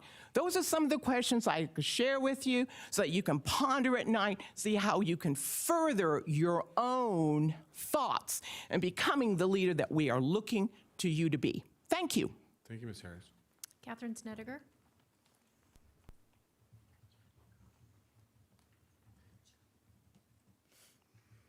Welcome, Ms. Snedeker. Good morning. For the record, I'm a non-person, non-resident, unenfranchised natural woman. Tick-tock, tick-tock. Time's running out. You got 8 days left on that notice and demand I presented. I don't know where you get off. Yes, I do. You're acting as a corporation. That's where you get off doing what you're doing. You're not acting as our representatives. You're not. You don't represent any of us. Oh, wait, if I was a developer with a big project, you'd be representing that. So I take that back. I am not, as far as I know, and never have been, an employee of the state of Nevada or Washoe County. And since that seems to be a fact, who the hell are you to tell me what I have to do? I'm the general public. I don't work for you. OSHA has no authority over me in here, out there, or anywhere unless I'm at my place where I work. OSHA is for employers and employees. And those stupid shields you hand out, that's for the employees. If they come across somebody who reads lips and has to see what they're saying. You keep up with this farce of an emergency. This is a farce. It's a fraud. It's a lie. 487,000 people plus live in Washoe County. Over the last 2 years, year and a half, 500 people have died. Oh my God. Oh, 500 people out of 487,000. How does that make an emergency? Well, it doesn't, and you all know it. You all know none of this has been an emergency. You're play acting. And as far as I'm concerned, again, you are intentionally committing mass homicide. Thank you, Ms. Snedeker. Next up on Zoom, we have Carol Black. All right, Ms. Black, Good morning. Can you hear me? we can, ma'am. The floor is yours. Thank you so much. Good morning. This is actually timely, given the transportation, calming, and engineering presentation. I wanted to speak this morning briefly, and my computer connection is unstable, so I'm going to go quickly and high level because I may not be able to talk to you in a second. But I did send in some written material to 311, and I will forward copies to each of you later today. My comments relate to the Boulder Bay development project in Crystal Bay, with questions about both that project and plans for other nearby properties, and resulting concerns about traffic, and in particular, evacuation capacity and capability. I'm lobbying to have this prioritized on the list for this my district, which is District 1, with the traffic engineering in the component related to role of conditioning new development. I learned these words in the earlier presentation. As best I can tell, this project was initially permitted by TRPA in 2011, with traffic studies projecting that it would decrease traffic. And of note, the developer reportedly committed to completing a follow-up traffic study after 5 years. I gather that developers now seeking to move forward with a phase of this project, and that you all are engaged in some activity related to that. It seems truly remarkable that prior traffic studies apparently projected a decrease in traffic, given the projected scope and size of the project. In addition, the small area along Route 28 includes Calneva, which is also, I believe, working on redevelopment, as well as other vacant boarded up properties, all of which will presumably be planning some enhanced activity. Some of these are across the state line in California, so I think the effort needs to also include looking across with California and whatever the right agencies are there to really get a sense of what the impact is going to be on traffic. Besides likely day-to-day traffic jams, I remind the Commission that the possible evacuation routes from Incline Village, Crystal Bay, in the event of a fire are 3. And I understand that 1, Mount Rose, would be closed to allow for arriving fire department vehicles. So with all of this potential and actual redevelopment clogging Route 28 through Crystal Bay, the residents and visitors would be left with only 1 remaining egress route towards Carson City. I guess there might also be some boat options, but all in all, I feel the situation could be dire. I therefore urge comprehensive review of this situation, spanning both the California and Nevada properties. Next up, we have Anne Marie Grant on Zoom. All right, Ms. Grant. Anne Marie Grant, sister of Thomas Purdy, murdered by Reno police in Washoe County Sheriff's Office. He was hogtied for 40 minutes and then asphyxiated to death, as you all know. Joel Edwards was 74 years old when he was killed on 10/16/2020 by a still unnamed Washoe County deputy who recklessly took a left-hand turn into a 7-Eleven in front of Mr. Edwards' motorcycle. NHP preliminarily ruled the deputy at fault. Why has Sheriff Balaam not made the name of the deputy known? Was it Jason Wood, who was recently arrested for his second DUI? The community has a right to know. Can you ask your pal, Sheriff Balaam, about this? We know a lawsuit approval will be forthcoming on your consent agenda items, of course. A lawsuit paid with taxpayer money. I always love how you put them on the consent agenda so you don't have to talk about it, just in an attempt to sweep it under the rug. Can we get a status on the training methods up at the jail? Are they still training deputies by using videos? I've asked repeatedly. Have they incorporated into their training on how prone restraints are deadly and how they themselves the deputies at Washoe County Jail, who all still work there, killed 3 men, my brother Thomas Purdy, Nico Smith, and Justin Thompson, went via means of prone restraint.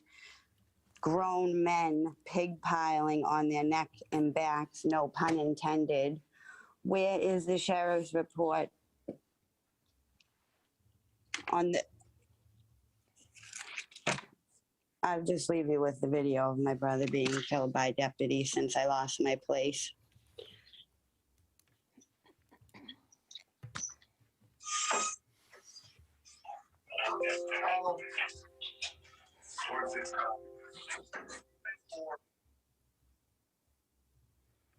Thank you.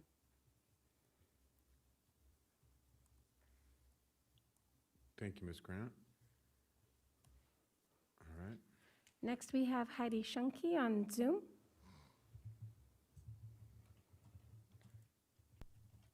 Ms. Shumke, Hello, can you hear me? we can. Wonderful, thank you. I applaud your laying down your masks. I ask that all masking be cleared and all emergency health edicts be lifted. I applaud your suggestion to use bed counts as the measure of a Washoe County health emergency. As your constituent and thus your employer, I instruct you to disapprove item 12. Giving away the keys to prime the pump for internal orders 11730 ELC enhancing detection and grant 11829 immunization COVID compliance grant of 15.1 million is unacceptable. As my elected representative, it is unacceptable for you to give full control of governing to any department, and especially to the Department of Health, in this level of departmental overreach. Allowing the expenditure of $15 million without your oversight and my constituent and personal vigilance thwarts the principle of Nevada statehood. Posted on www.regulations.gov document FDA-20221-P-0460-001 is number 1, actions requested 1. FDA should revoke all EULAs and refrain from approving any future EULA, NOA, BLA for any COVID vaccine for all demographic groups because the current risks of serious adverse events or deaths outweighs the benefits, and because existing approved drugs provide highly effective prophylaxis and treatment against COVID, mooting the EULAs. The FDA and CDC have not responded to these data by issuing any warnings or restricting the use of these vaccines. Furthermore, the VAERS database is the only safety database to which the public has access.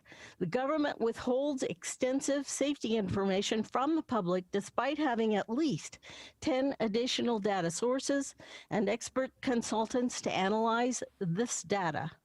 And that is according to Nancy Messonnier, Messonnier, MD, the director of the National Center for Immunization and Respiratory Diseases. I'm quoting that from an FDA meeting. It's available on YouTube. Emergency Use Authorization Part 1 video dated December 10th, 2020. States may lawfully mandate certain... Next, we have Polly Jones on Zoom.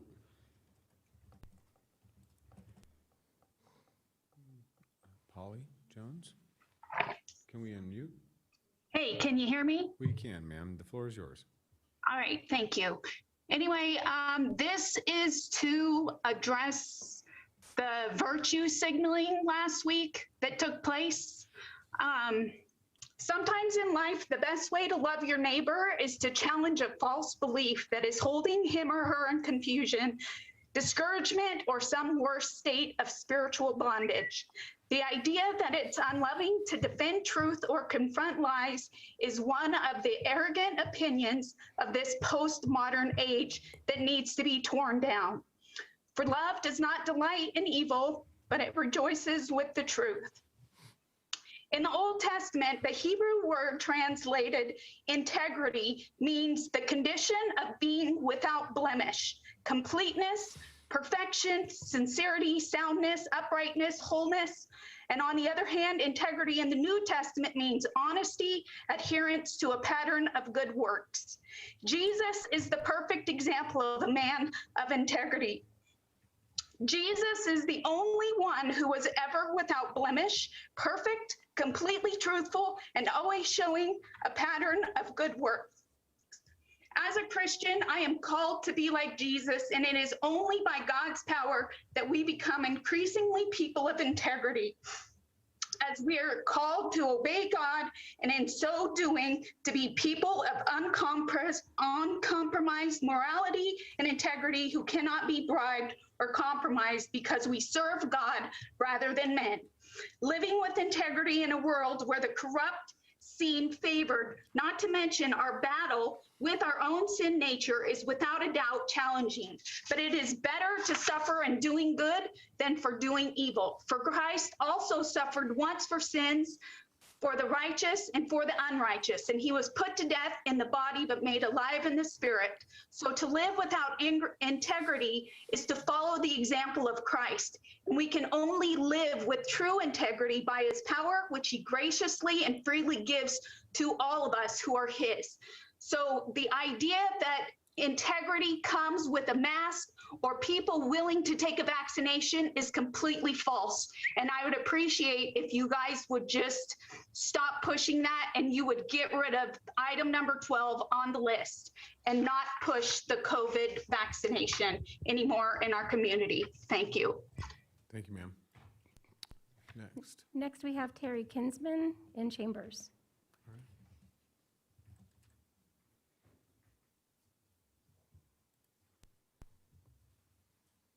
Welcome, Ms. Kinsman. Good morning. This is my first meeting that I've attended. Had no intention of speaking. Pardon my nerves. But something that's really heavy on my heart is this push to vaccinate everybody. I'm a senior. I hope I live a long life. I do what I can to be healthy. I watch what I eat. I don't take flu vaccines of any type. I don't take aspirin or Advil. The thought that I may be pressured or mandated to put something in my body that's not natural, that from what I'm reading is not going to help my immune system, makes me really, really nervous. I ask you, please don't put that on us. It's not a health emergency. We've seen what happened in Texas. Do we have a lot of deaths in Texas? No, we don't. For the first time earlier this month, they have 0 COVID deaths. It's not a dangerous thing to open up the county. And I ask that you please help us to return to a normal life. Thank you. Thank you, Ms. Kinsman. I have no one else signed in. Chair, we did receive an email from a Carol Feinberg, which will be placed on the record. Thank you, Madam Clerk. All right. Seeing no further public comment, what we'll do is we'll close public comment and bring it back to the board. And we are on to item 5. Mr. Manager. Item 5 is commissioners and county managers' announcements, reports, and updates to include boards and commissions, updates, requests for information, or topics for future agendas. All right. Mr. Manager, as always, do you have anything you'd like to start off with this morning? I have a couple of things, Mr. Chair. First of all, the county did reach an important benchmark here in the last couple of days. We are now over 50% of our population, 16 and above, that have been fully vaccinated, which is great progress. Our infection rates, as you probably have seen, have continued to decline. They're down at 4.3%, with the most recent information released last night. I do want to point out that next Tuesday is June 1st, and in accordance with the governor's directive and our COVID-19 local mitigation plan, that means any remaining social distancing requirements go away. Of course, we still, in accordance with the governor's directive, need to comply with the mask, the CDC guidance on wearing a mask. But all other elements, as far as enforcement for events and so forth, go away effective Tuesday. So I'd just like to point that out. Thank you, Mr. Manager. Do appreciate that. Commissioner Herman, I have you signed in first. Thank you very much. Mr. Chair, I want to make a heartfelt thank you to all the folks that have spoken today from the audience. You are our citizens, and it's always good to see people out there in the audience. It's good that you are there to guide us and help us, and also I wanted to thank the lady that was supportive of the Second Amendment sanctuary, because that's something that's I feel very strongly about. So, and then I have a thank you for one of our newest commissioner. She has been just working so hard on Mr. Allegretti's complaint about their zoning in their area. Just what a great job she's doing. She's a hard worker, and she's really understanding what needed to be done there, and I really want her to know I appreciate that. Thank you. Thank you, Commissioner Herman. Commissioner Jones, I have you signed in next.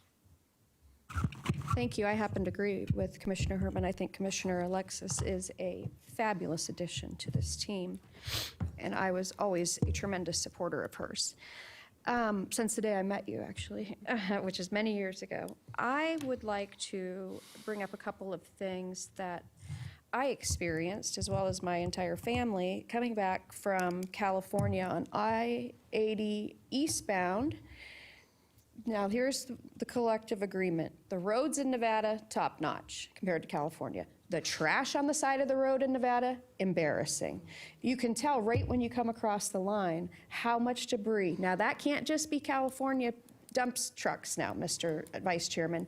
That has to do with an NDOT and whoever else is in charge of taking care of that we pay good taxes to through our fuel, that should be cleaned up. It is an atrocity driving back into here.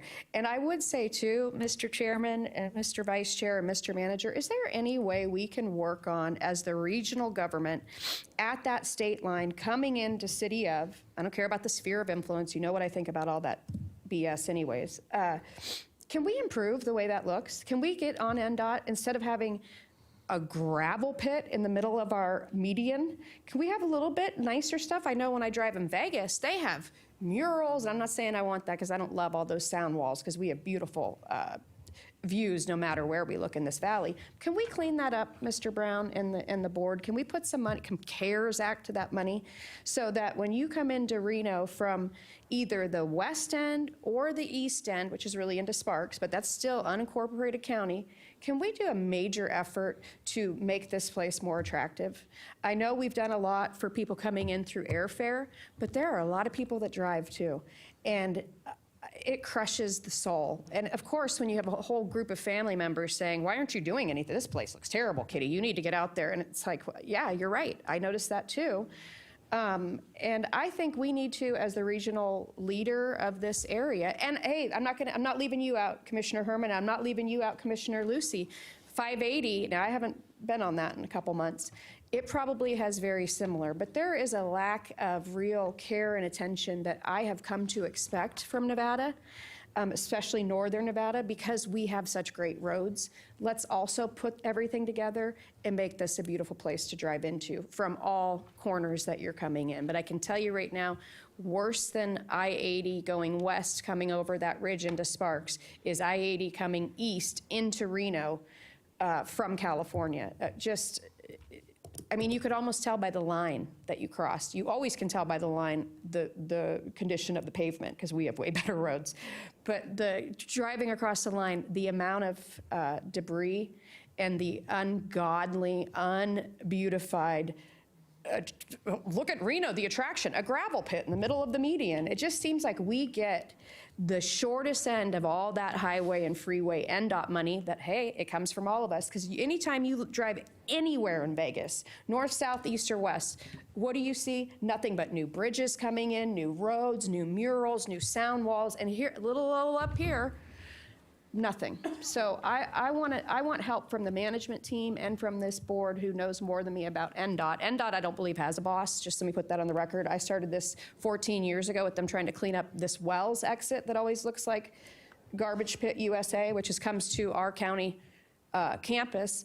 And when I started out years ago, 14 years ago, I couldn't figure out who the boss of NDOT was. Clearly had no boss. So I'd love to know who that is now. Now, I'm not talking about the director. I'm talking about who holds them accountable.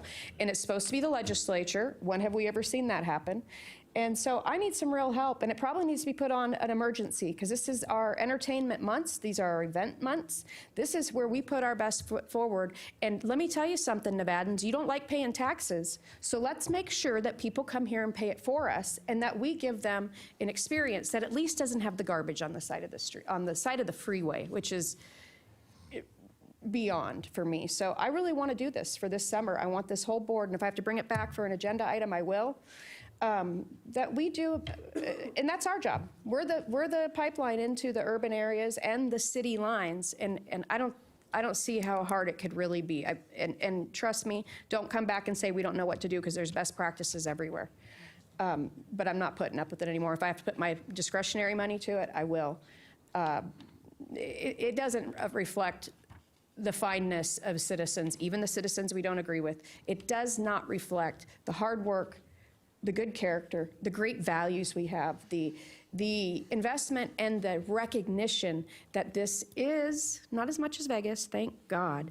We're not a one-trick pony, but this is a tourism destination. And I would agree with the mayor of Sparks. He said to me, we have the best special events in the world. And there are a couple I would say, I think you're right about that. And so let's go a little bit further and take a little bit more pride in the local landscape and the beauty, and stop accepting gravel as medians.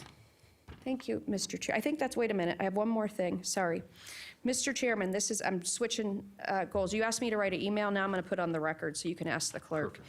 I would like to know from the Board of Health and the District Health Officer, I got an answer from our manager and it didn't have a lot of specifics, and it's smart that it didn't. He's not in charge of that, the flare-up response. That's the District Health Officer, so I hope he's listening too.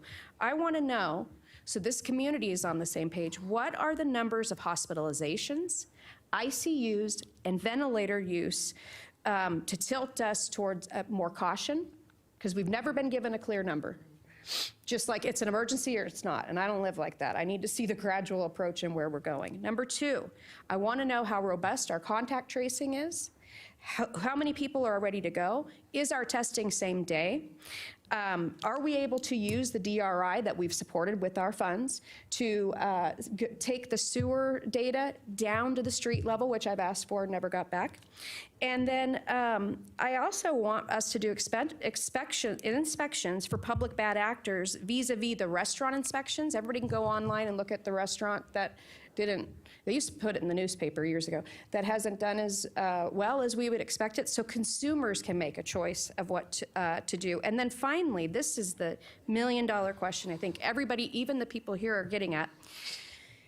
If people have tested positive for COVID, or let's say they go and get tested, and do we have the ability, do you have to have special insurance? Is it a mode of privilege, or is it a mode of government work for everybody to get the antibody test? If you have an antibody test, do we have, or a positive COVID test, do we have an aggregate data bank that says this number of people in Washoe County has tested positive for COVID and or the antibodies? Because then we can have a better sense, which I'd said all along, of our herd immunity. I would argue that we know that it's more than 50% here in Washoe County. When we talk about the state as an aggregate, always know it's dragging us down. Clark County drags us down, and some of the rurals too. But what I would really like to know, with some ability that's not just speculation and rubbing crystals together or beating on wastebaskets as a drum, I'd really like to know what is that number. And what I would speculate, based on some information but more gut, to tell you the truth, I bet we're about 70 to 75% herd immunity because of so many positives. And trust me when I say, I've never said I thought you should get a vaccination. I have said, if you choose not, you do have a social responsibility to wear a mask. Obviously, that fell on deaf ears. But I think this population is really saying, too, like, if I already had it or I had the antibodies, can you please count me in the herd immunity? And if we don't have that, we should have an algorithm to be able to manipulate that data and look at the broader region. Because I would argue today, standing here in Washoe County, we're probably about 70%, considering of the terrible job of how many COVID positives we had. So, Mr. Chairman, can you please, and if you need, I know you've got my deepest regards, the chairman's, I forgot to say this too, the chairman's grandfather and major male figure in his life died last week. And I know you've got a million things to do. If you want me to go to the Board of Health and go on public comment and get this on the record, because you have all your others, I've told you this, I'll go anywhere you need me to go to help you. I'll do that as well. But I don't like living in the gray, which I know is more likely where we live, but I think it's okay. It's important for people to have the real data and what we can make of that data instead of this, like they said, they feel bad that they're not vaccinated. That's your decision. That's your responsibility. And really wearing a mask, that's to help you, not me. I'm vaccinated. So more importantly though, those numbers exist and they're somewhere. And I think we would do a better job as a local management team, informed by the district health officer, but not driven by the district health officer, driven by these cats right here up at this board. Remember, the Board of Health only has 3 electeds on it too. The rest are all citizens, self-appointed bosses of the world. And I'm not taking away from them, they have a hard job there, but there's not built-in accountability too. So that is something that I am looking forward and have never heard back from the district health officer or the chair of that board or anything else. And listen, I don't intend that they listen to every request I make, I get it. But those are the answers that I need to know, because what I believe the new model is a wildfire approach to investigate, identify, and treat flare-ups so that it doesn't become a community-wide problem or even a pod-wide problem. So those are kind of the things that I just want to get on the record that I've been asking about, and it is frustrating, and I get that part too. It's all in the middle of data collection. But I think if anybody's doing a good job, they would be putting that number into the calculation of what is the herd immunity and therefore drive what we do as a community. But even beyond that, I need to know how many people have to be hospitalized, how many in the ICU, and how many on the ventilator in Washoe County that triggers the issue that the rest of us might not be able to be treated because there's no beds or go to routine chemo, et cetera, in that moment. That's my biggest concern about that issue. So, Mr. Lucy, I'm sorry I didn't put that in an email. I hate to write and type, but. I got it all down right. Okay, thanks. And I'm happy to go, too. I got it all down. Thank you, Mr. Chairman. Thank you, Commissioner John. Vice Chairman, I have you signed in next. Mr. Chairman, would you indulge us in a moment of silence for your grandfather, Harold Lucy? That would be nice. Can we wait till the end of the meeting? I would appreciate it if we could do that. You tell us when it is. It's your family member, but thank you, sir. This is my time to speak, and if I sit here quietly. Wait, first of all. I know that's a rarity. Yeah. Halley's comment. I appreciate it. So for Commissioner Jung, the boss of NDOT is the governor. He's the one who appoints the executive director, and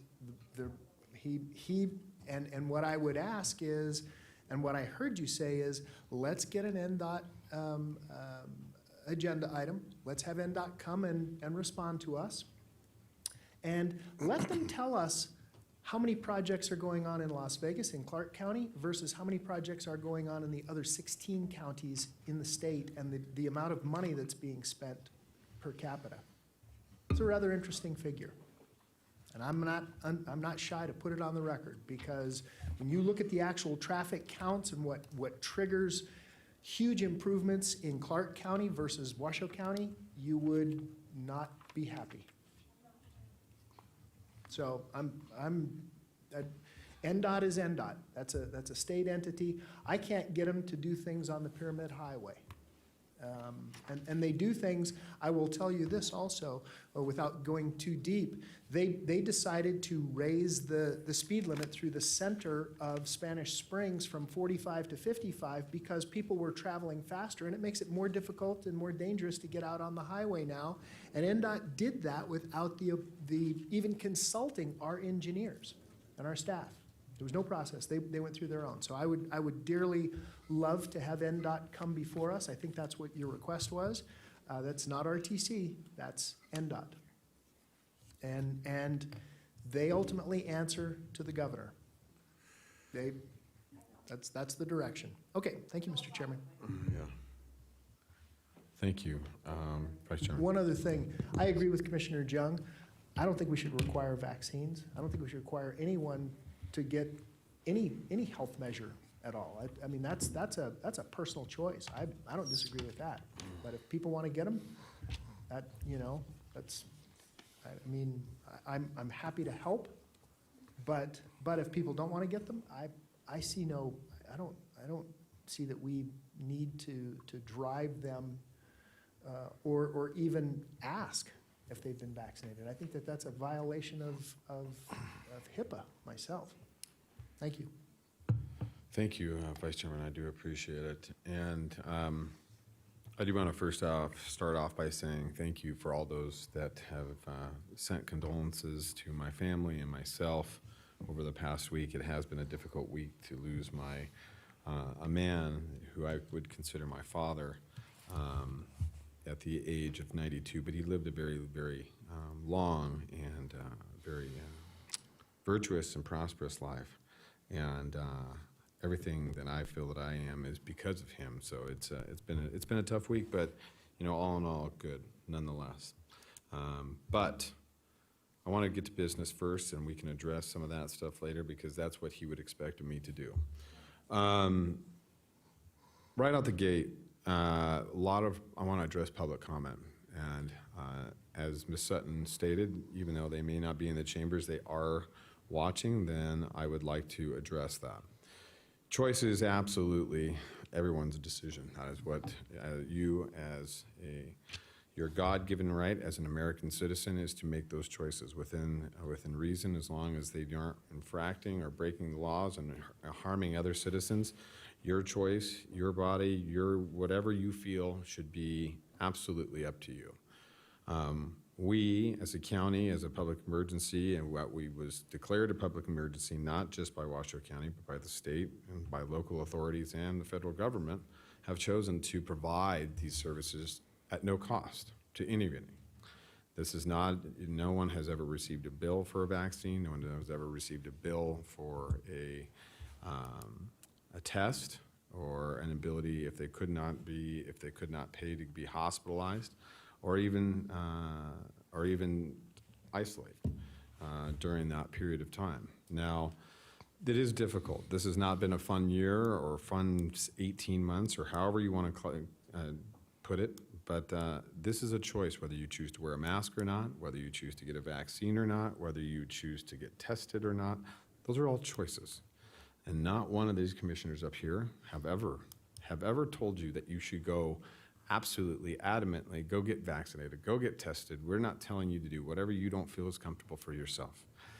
So if that's what, I'm sorry if that's ever come across, but that is not the intent, at least from this commissioner, to have you choose something differently than what I would do for my own self. Secondly, chamber security. Chamber security is a decision that was made by the entire organization, not just for the chamber, but for the entire complex. If any of you have visited our 1 South Sierra building, which is where our DAs and our judges are located, you have to go in through a very detailed security system to get into just the building. Through our security plan that we have been working on for about the last 4 years, we have been making security engagements and increases throughout that. And it's not for the security of we are trying to pat everybody down or make sure everybody, we are trying to provide a protection for everybody that enters this building and into this complex, plain and simple. If you don't see it that way, I'm sorry, but that is where we are going with our security process. The medical emergency. The medical emergency, as Commissioner Jung just pointed out, we are working with our staff to identify how we will end that medical emergency. For those of you who think it's for us to continue to have some sort of control, it's not. This is an ability to work through some different accounting measures. There's a lot that goes on that is very detailed and very complex. But that doesn't mean that it's not for you to understand, and I'm happy to sit with anybody and detail that out for you. The children and the school district pertaining to the masks. Those decisions are made by the state superintendent and also the Washoe County School District. As much as I would like to tell you that 10-year-olds all the way up to the age of 18 can remove their masks, I would love to tell you that, but I don't have that authority because I don't oversee the school district, nor have I ever. It's not my place. I don't write the policy for those individuals. I don't consult with those individuals. Matter of fact, as a commissioner, I've had to go plead to them multiple times in public comment, just as many people do right here at this podium. So that we can continue to try to work on, but move forward. The chamber rules have always been that we conduct a place of business here. Whether you feel that the chamber rules have not been adhered to, we try to respect one another. When we applaud, it's usually for celebratory manners. It's never to supply a force of a position. It is to celebrate something, usually during our commemoratory meetings, and that's it. Our mission statement has been up on these walls for 6 years, maybe 7. And probably right, probably time for a new commission to sit down and address what a new direction of this county is going with. And I think that is actually on our agenda to do later this summer. And so when we do a retreat as a new board to discuss what the new mission and focus are, and we are working with staff to do so, our own Dana Searcy and our manager have been leading up that initiative for quite some time, and we've had many, many discussions about that. The Second Amendment, Sanctuary County. We've had this discussion a number of times. The sheriff and I have discussed it and continue to discuss it. We have not settled in on one discussion or another, but we will continue to just talk about it. It seems to come up multiple times. Ms. Harris and Ms. Feinberg discussed the voter rolls today and those discussions. We did have the presentation from the registrar of voters. That did not seem to be adequate to address their concerns. I'm happy to sit with both of them to continue to address their concerns going forward in an ongoing manner. Now, to my comments from what has transpired in the last couple of weeks. Last Friday, we had a wonderful tour, and I want to reach out and say thank you, not only to our manager, but also to Amber Howell and Kim Schweigert, both our director and direction manager over at Human Services Agency, and say thank you. You did a wonderful tour. We welcomed 26 individuals from Clark County on the recommendation from Senator Cortez Masto, stating how wonderful we were doing of a job with addressing homeless here in Washoe County and as a region. Commissioner Jones, many city council members from the Clark County region, community members and stakeholders all participated in an entire day of tours, starting off with our place tour, then on to the Hope Springs Village, and they drove past briefly the SAFE campus and on to many of our other issues that were addressing homelessness within our community. And let me just tell you, it was a raving response by all of those individuals. So I want to thank Amber and Kim for their participation. Hopefully our friends from Clark County felt that it was very informative and eye-opening to what we are doing here in the region. And a lot is thanks to this board because of their support and continued push to address this ongoing issue through our community. This weekend, or yesterday, the Sheriff's Office, Washoe County Honorary Deputy Sheriff's Association Golf Tournament was held up at Montreux Golf Course. It was a sold-out event, and this goes directly back to all of the money that was raised by that event goes back to Christmas in July for the underprivileged kids. A number of the programs that the honorary deputies and Sheriff Balaam and his deputies put on to support the community. It was a wonderful event. They did a great job, and I'm very proud of what our sheriff is doing to give back to this community. He is absolutely invested and continues to be one of the strongest leaders I have seen ever in this community, and really does truly believe in what he's doing. June 1st updates, as the manager pointed out, June 1st, many things changes as of the social distancing. But one of the other things that we need to talk about is that the suspension of any open meeting law issues that the governor had put in place during the medical emergency will no longer be in order. So we will no longer be hosting meetings, Zoom meetings here, since our chambers are now open and they are open to all the public. Zoom will no longer be a part of our meetings. If you so choose to participate in our BCC meetings, we do welcome you here to either email your comments into the clerk or participate in person. Commissioner Jung had pointed out the Department of Health Board meeting. I've got the list. I agree the data-specific drive of what we need to find out, the contact tracing, the sewer data, and how we are utilizing that for the surge response and the targeted flare-ups, the vaccinations and herd immunity numbers and how we are addressing those, and the data drivers, what the algorithms look like going forward. And the manager and I have had those discussions. I know with Commissioner Jung as well. I'm looking forward to that meeting on Thursday to have that discussion with the Health District Board and the Health District Officer. And then to the I-80 and 5 I-80 issues. I would agree with the Commissioner 100%. You know, Maricopa County in Arizona, Phoenix, we're a large metropolis area. They are responsible for many of their roads within their county, the 101 that is not necessarily attended to by ADOT, but they have absolutely beautiful entrances as you drive into Maricopa County.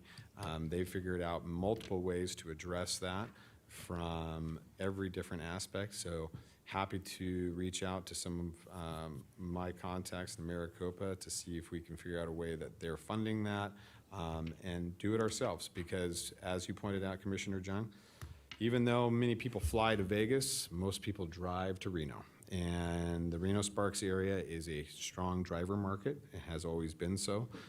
So I think absolutely maintaining those what I would call our front door to our community is in our best of interests. So we will look into that, try to address that with NDOT.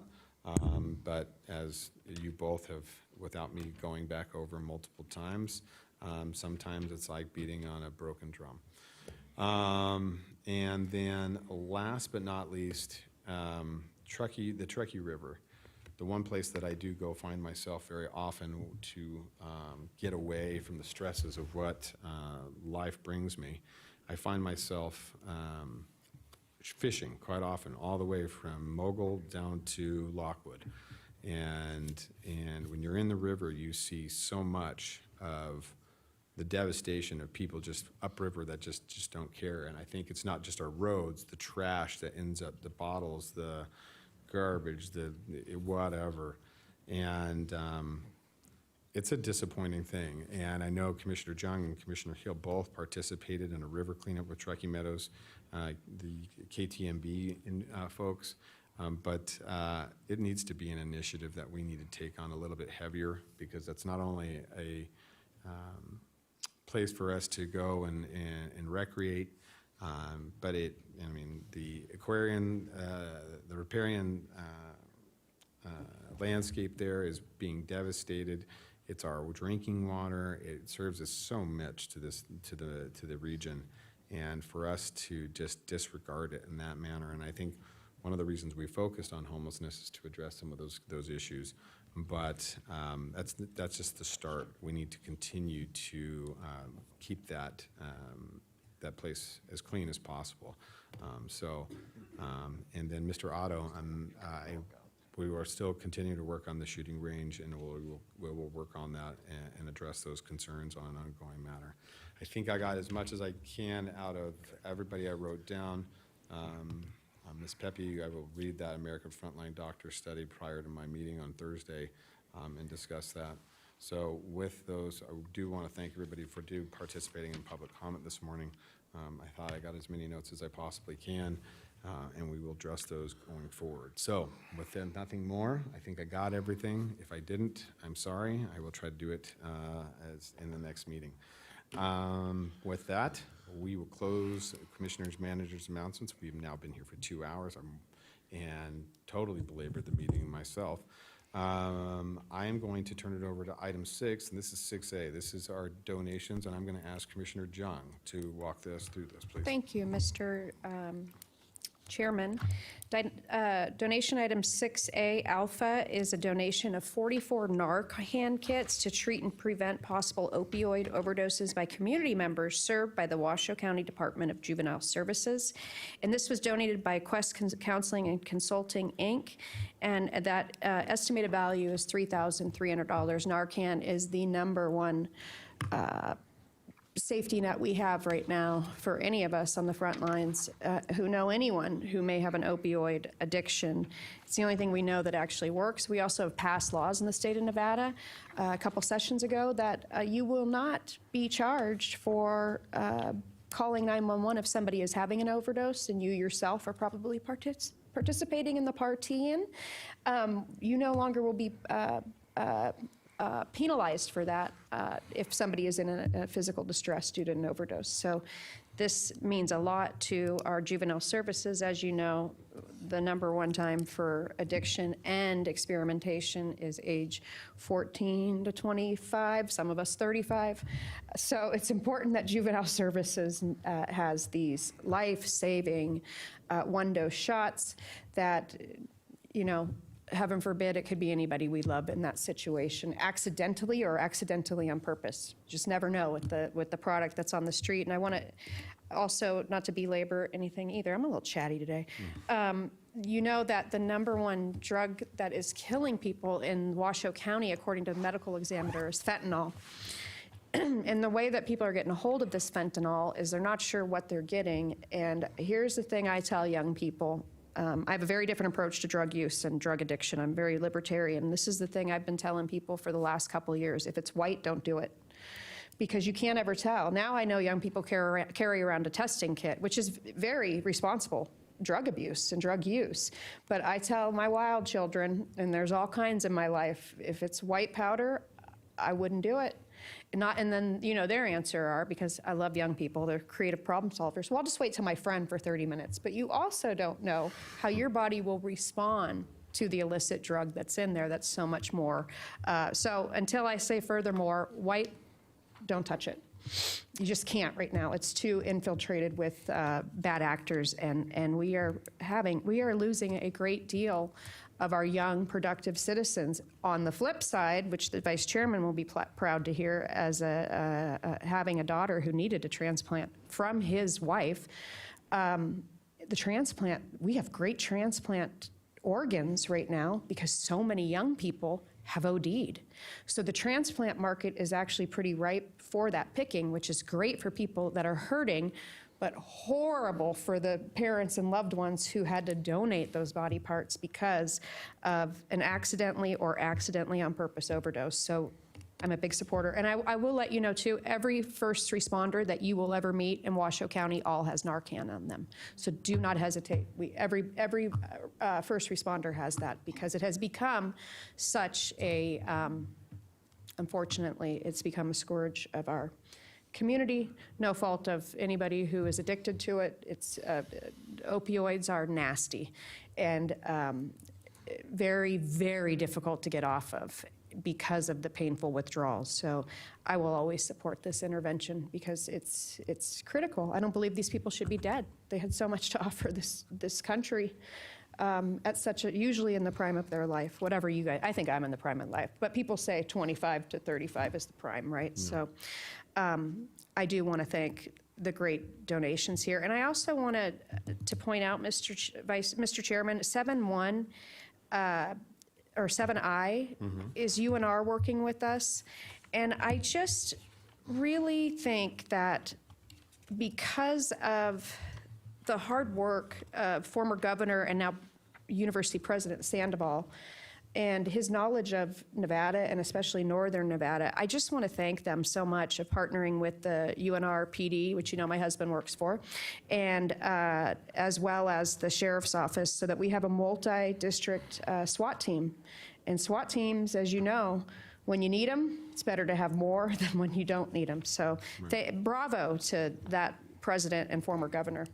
I mean, he's done a tremendous job as president of that university in terms of breaking the town and gown feeling of the split. So I want to commend him on the public record. Thank you. Absolutely. Thank you, Commissioner Jung, for reading us into that item. So this is item 6A. This is up for support from the commission. Is there a public comment on this? There is none. Thank you, Madam Clerk. Seeing no public comment, looking for a motion. Is that a motion? Motion from Commissioner Jung, looking for a second. Second from the Vice Chairman.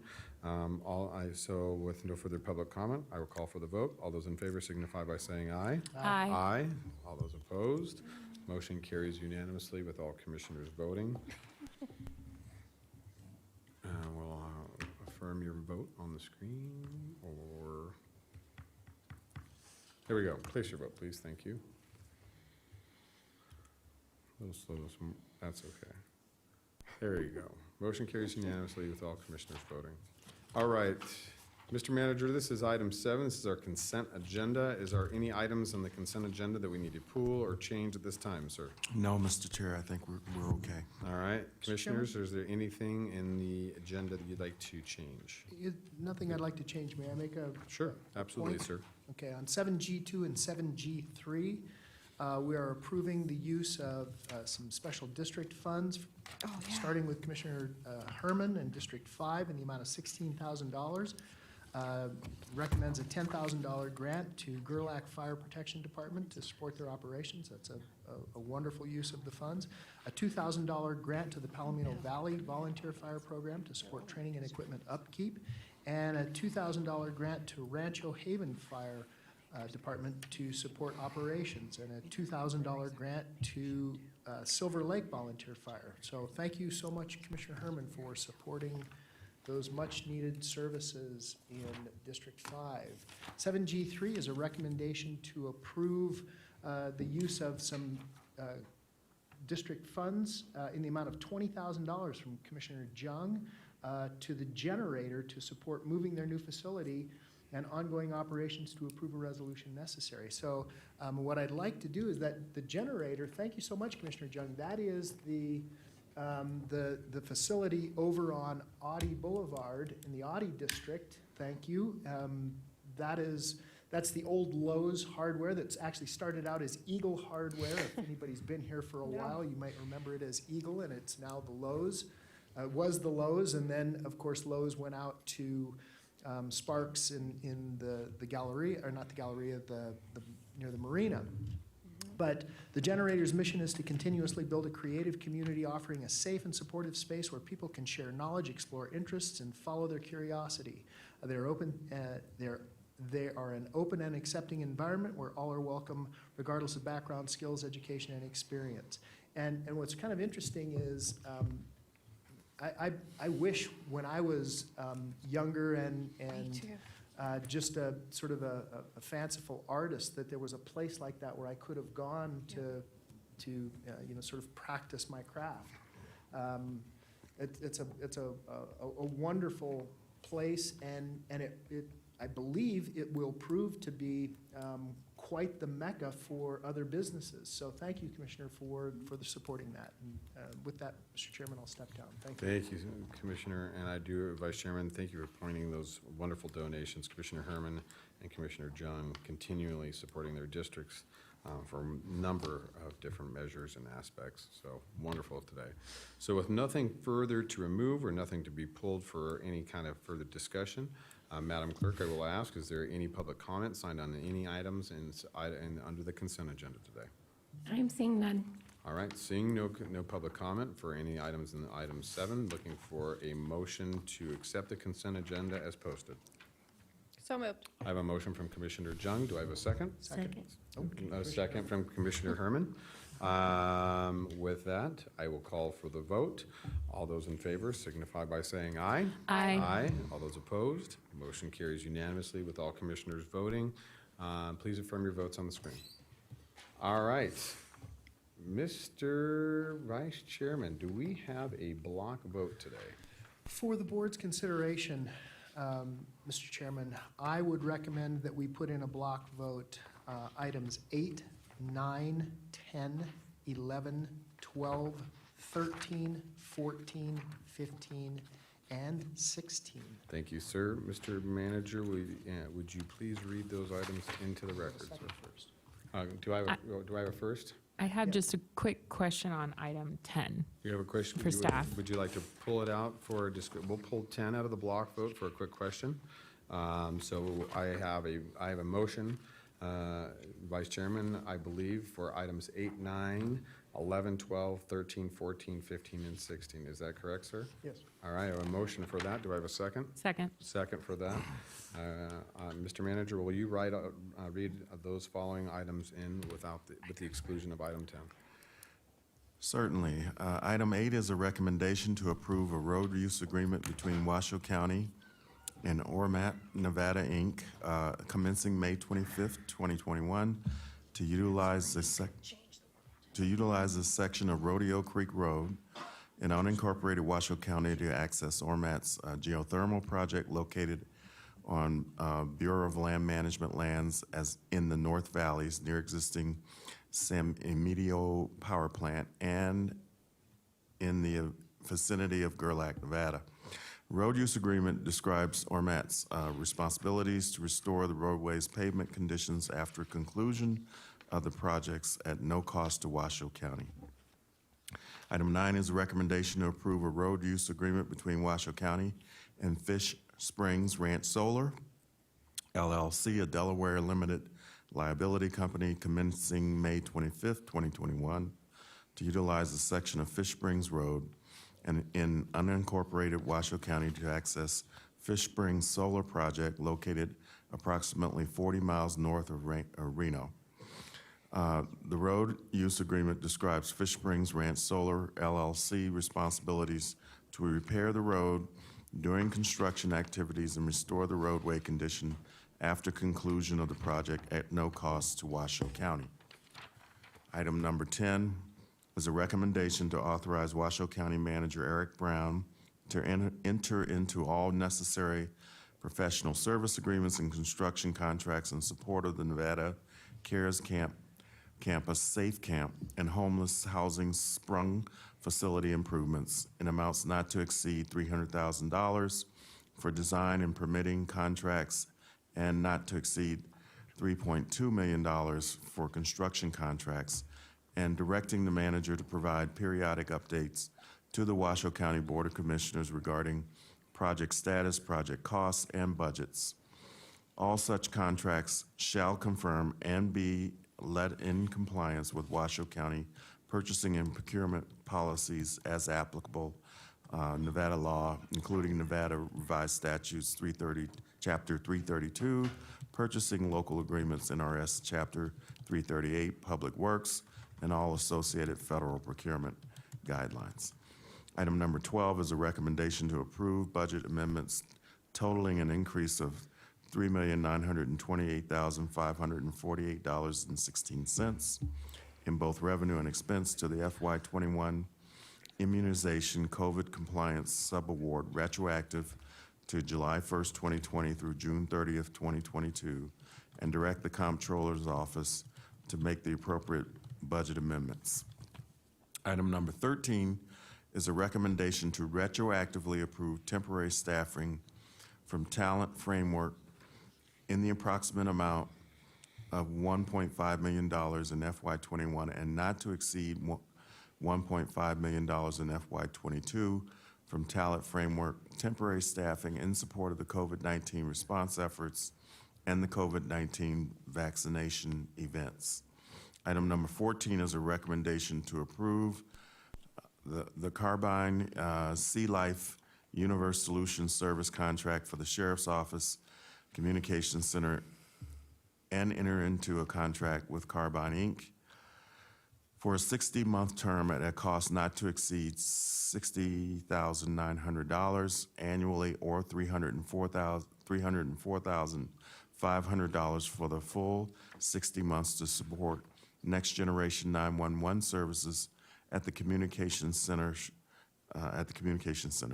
Item 15 is a recommendation to approve the purchase of one Hamilton Autolace Star robotic platform, 1-year service agreement and associated validated services at a total cost of $366,898.01, using grant funds from 2020 Capacity Enhancement Backlog Reduction DNA Grant 10.11792 under a sole source purchasing exemption.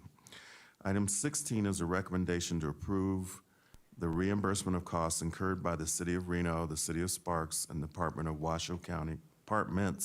of Washoe County for expenses related to and in support of the enhanced 911 emergency response system and portable event recording devices as recommended by the 911 Emergency Response Advisory Committee on March 18, 2021, in the amount not to exceed $321,759.90 as specified within the adopted Enhanced 911 Funds operating budget.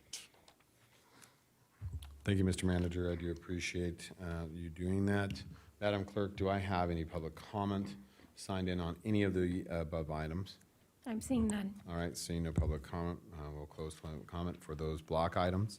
With that, I will call for the vote. All those in favor signify by saying aye. Aye. Aye. All those opposed? Hold on one second.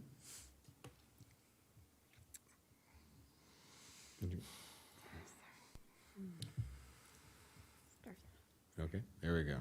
Please place your votes on your screens. Please affirm your votes on the screen above. Motion carries with all commissioners voting. All right, let's jump back to item 10, Mr. Manager. Item 10 is a recommendation to approve a sole source designation and authorize the purchasing and contracts manager to issue a purchase order for one asphalt zipper model 500-2608 or 260B, I'm sorry, from Asphalt Zipper Company, 831 East 340 South American Fork, Utah, 84003 for $152,515 to replace the existing number 7300 assigned to the Washoe County Community Services Operations Division that has reached the end of its useful life. The asphalt zipper will be used for road repairs for unincorporated Washoe County.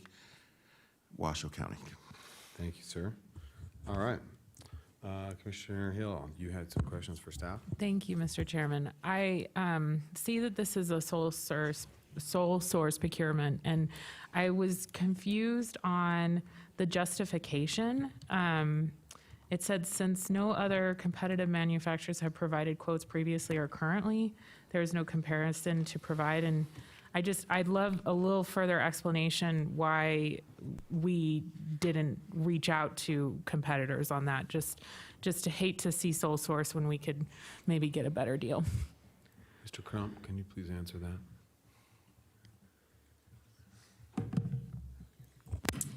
For the record, Eric Crump with Washoe County's Community Services Department. We can certainly go out to bid. Zipper is a product that we've been using for about 15 years. All of our mechanics are familiar with that system. All of our field staff are familiar with the operations. So from an efficiency standpoint, in terms of both operation of it and maintenance of it, we like to keep with the similar products year over year, so we're not behind the curve on either operation or maintenance. So we did not go to bid. And we don't know the trade-in value because there was an offer of a trade-in value still? Don't believe there's a trade-in value on this one. Oh, just in the purchase request form, it says an undetermined trade-in value Let's see here. of the oldest existing unit based on an inspection. Or they are also offering one. Just curious if we knew that yet. We do not know this right now. Oh, okay. Does that go back to the board, trade-in value for those? Typically, no. Oh. Yeah, so we'll do one of two things. It either goes to auction, so a bunch of equipment will go to auction, or sometimes we work with certain manufacturers on trade-in values for certain pieces. I'd have to look into it farther, but that typically does not go back to the board. Okay. I just have a hard time. I understand that we are familiar with operating this equipment. I just don't know enough about other equipment and whether this would, this is a good choice for me as a board member, just because I don't have other bids to understand what you're looking for. So I don't feel comfortable voting for this today. And I'd love to see that we, make sure we are competitive in our bids in the future. Okay, thank you, Commissioner Hill. Any other discussions or comments on this item? All right, seeing none, looking for direction from the board at this time. Mr. Chairman. Vice Chairman. Well, I respect Commissioner Hill's desire. I also know that there can be huge savings with continuance of these kinds of things. So I am willing to support it. I don't think there was anything nefarious by staff. It's just one of those things that you start using a particular product and you're set up for it. It makes sense to me. So I would make a motion that we approve item number 10. Okay. Second. The discussion? Okay. And what that purpose is, Mr. Chairman and Mr. Vice Chairman, I support the Vice Chairman, but I also support the Commissioner, who has brought up many times, actually, some of our purchasing issues. And I think that, as I've said before, all these different subject matter experts up here, we're so lucky to have people being our eyes and ears.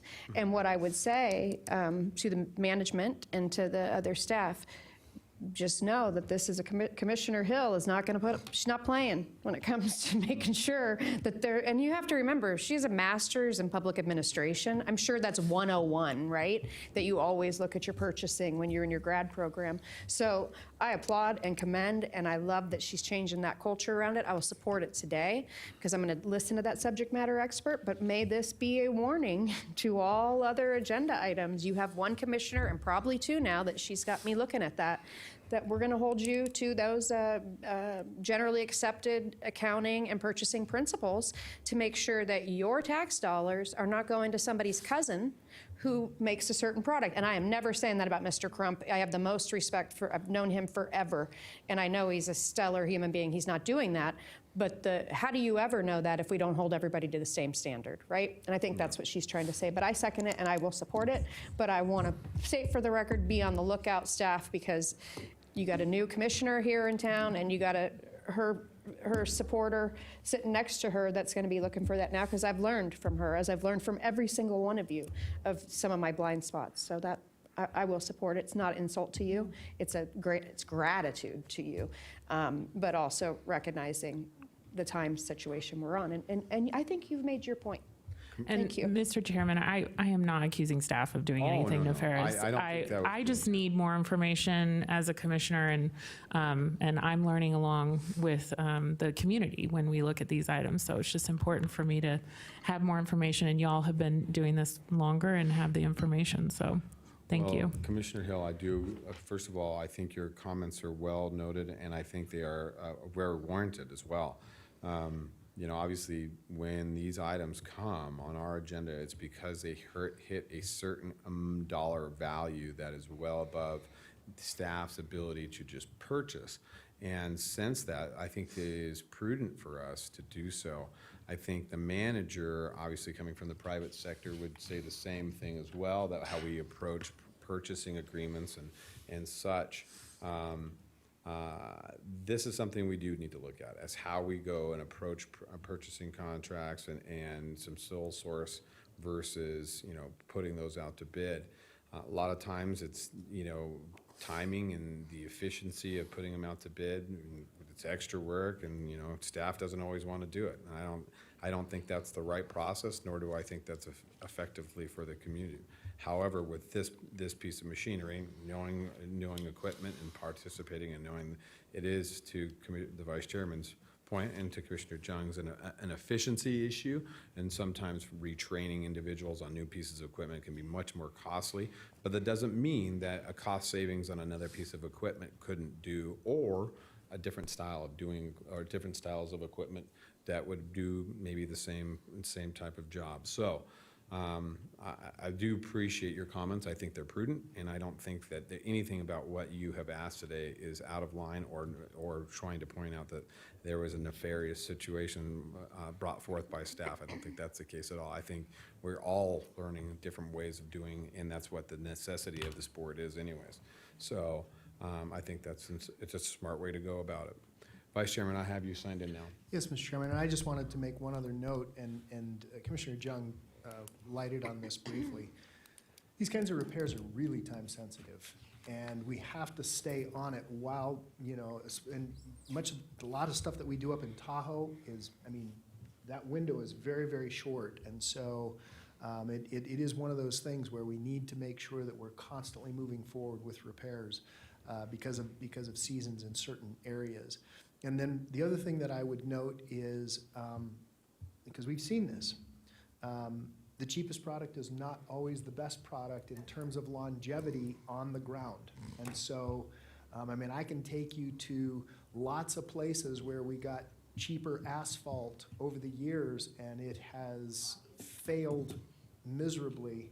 And so this is just one of those things that you know, once you have sort of a proven sauce that does work, it's one, and I don't disagree with Commissioner Hill. I think it's prudent to ask these questions, and if there's a better product out there and there's a better methodology and there's sort of a cleaner way to do it, I think it's incumbent upon us always to look for those efficiencies. But cheapest is not always best. I will tell you, I've got some really cheap tools in my garage that don't even come close to my really good American-made tools that are older than I am, that still continue to work properly. I think to address Commissioner Hill's concerns on an ongoing message, and I think my concerns as well, is that what I would ask from staff on an ongoing basis is bring us options. Bring us maybe some history of why, if you did decide to go sole source, why you chose to do sole source. Show us what else was potentially out there. Give us the option to do so, because we have a responsibility to the general public to ask these questions. Her district is no different than the rest of the other four. So let's make sure that everybody's being addressed and their concerns are identified throughout the purchasing contract. I think we've belabored this enough. And now I do have public comment signed in. Mr. Kengiato.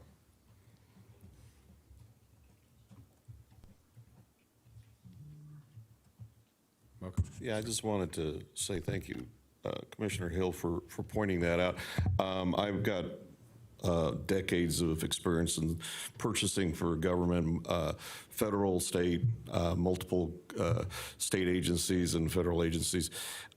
They all required justification for sole source. If there wasn't, we weren't able to locate other sources, then we had to make a statement to that effect. And that was always required when we purchased, and I purchased millions and millions of dollars worth of equipment and services. And I'm surprised that it's not required by the county.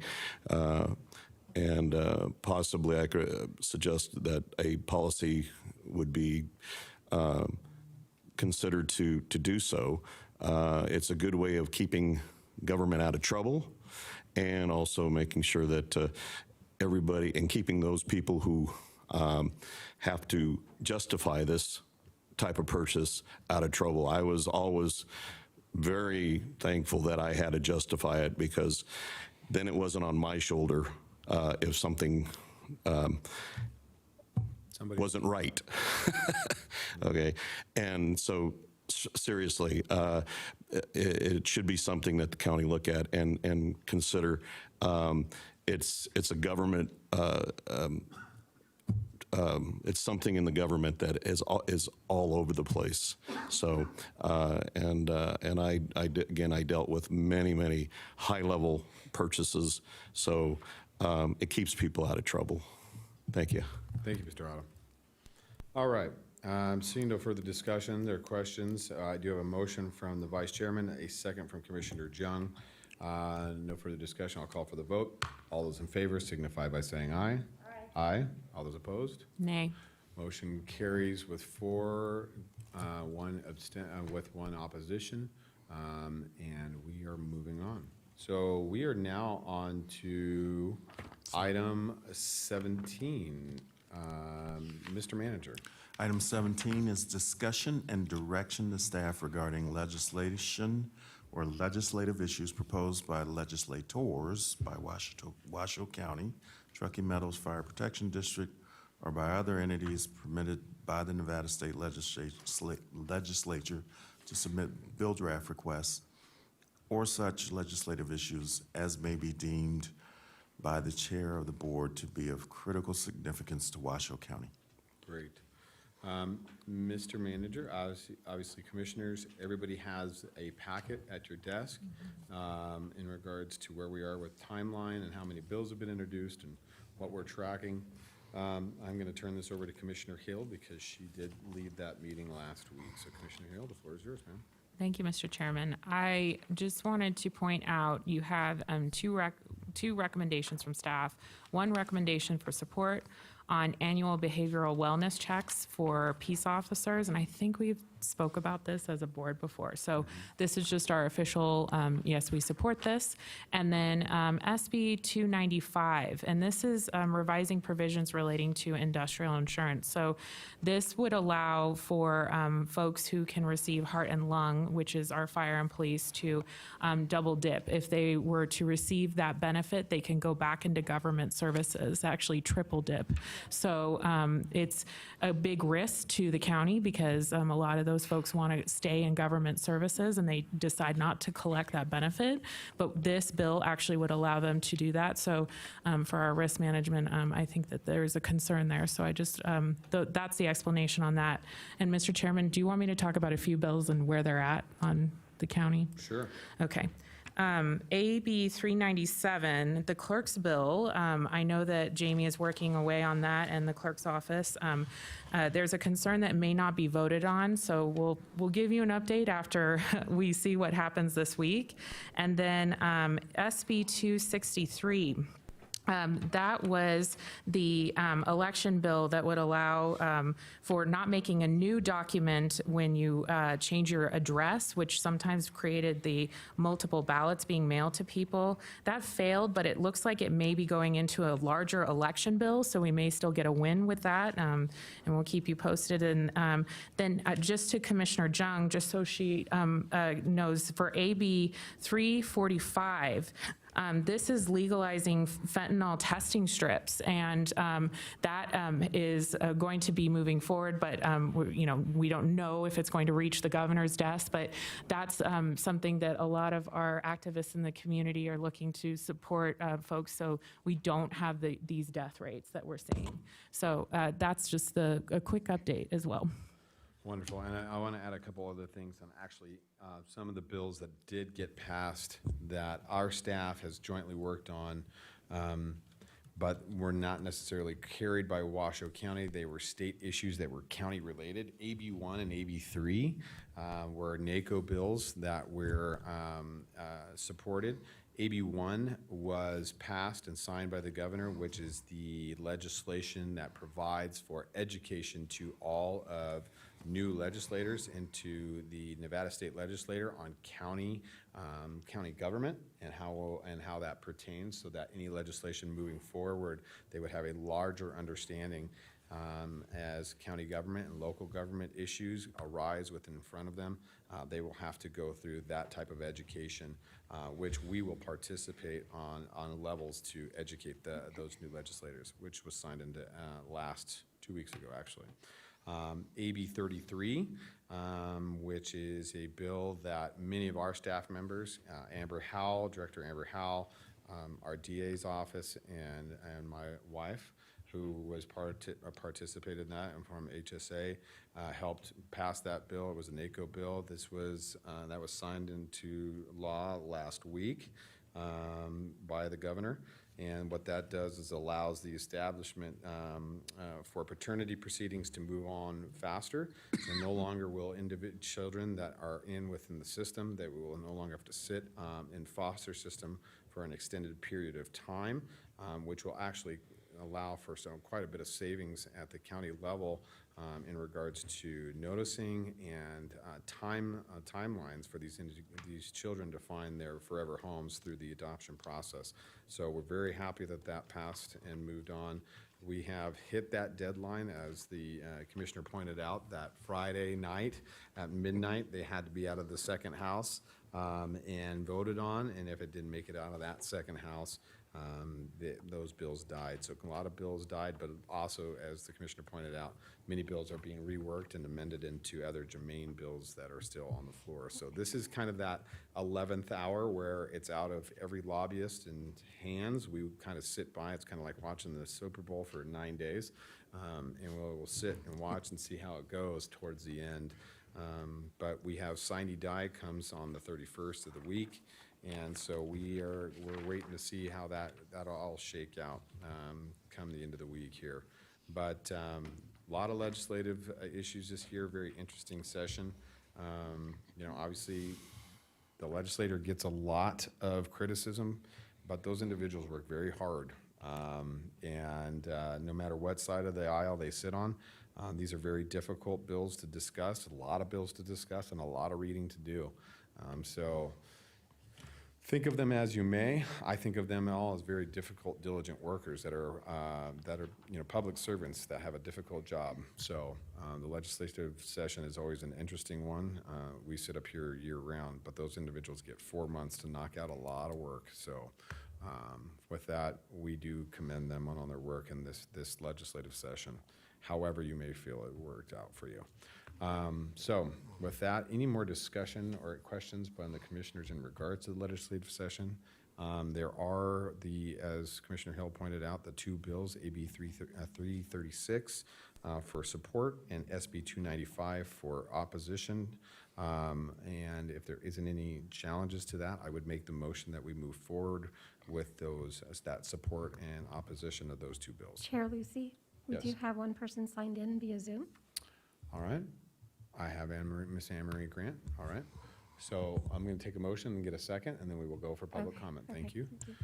So I've made the motion to move forward with that recommendation to support support AB 336 and oppose SB 295. Do I have a second? I have a second from Commissioner Hill. With that, we will go to public comment. And Miss Anne-Marie Grant, you have the floor, ma'am. Anne-Marie Grant for the record, sister of Thomas Purdy, murdered by Reno Police and Washoe County Sheriff's Office. during a mental health crisis. I too have been following the legislative session. I find it comical that the lobbyist for Washoe County Sheriff's Office is Sergeant Corey Salfarino, who he himself was, I'm pretty sure, in charge when another man was asphyxiated to death by deputies, and he stated to the legislature that they did everything right. I guess you don't support AB 253, the remote technologies. You already have the technology to do it. So why would you cut off access that allows more of your community to participate in meetings? I can answer that because you don't really care what the community has to say, thus you taking your vote on this agenda item. This is not the first time you've done that to me, by the way. AB 253 was passed by Assembly Government Affairs on 4/8, and then on May 14th, it passed Senate Government Affairs. And again, that allows remote technology to be used. Like I said to the legislature, it needs to be mandatory language, not permissive, because Washoe County commissioners, specifically the man who made that decision, would make that decision, because you don't care what the community has to say. You show that time and time again with your reaction and rude responses to the public. Thank you. Thank you, Ms. Grant. All right, and I have Ms. Heidi Schumke as well, signed in for Zoom. Ms. Schumke. Thank you for letting me speak. You're welcome. I instruct you to disapprove items 12 and 13, giving away the keys to prime the pump for... Ma'am, this is not Yes. open public comment. This is public comment in regards to the legislative items on agenda item 617, ma'am. Okay, thank you. Thank you. All right, seeing no further public comment, I have a motion and a second. I will call for the vote. All those in favor signify by saying aye. Aye. Aye. All those opposed? Motion carries unanimously with all commissioners voting. Please affirm your votes on the screen. All right, we are now on to item 18. This is our final public comment. If Ms. Heidi Schumke would like to participate in that, she may. But I will turn it over to the clerk. Madam Clerk, will you please call public comment? We have Mr. Kenji Otto in chambers.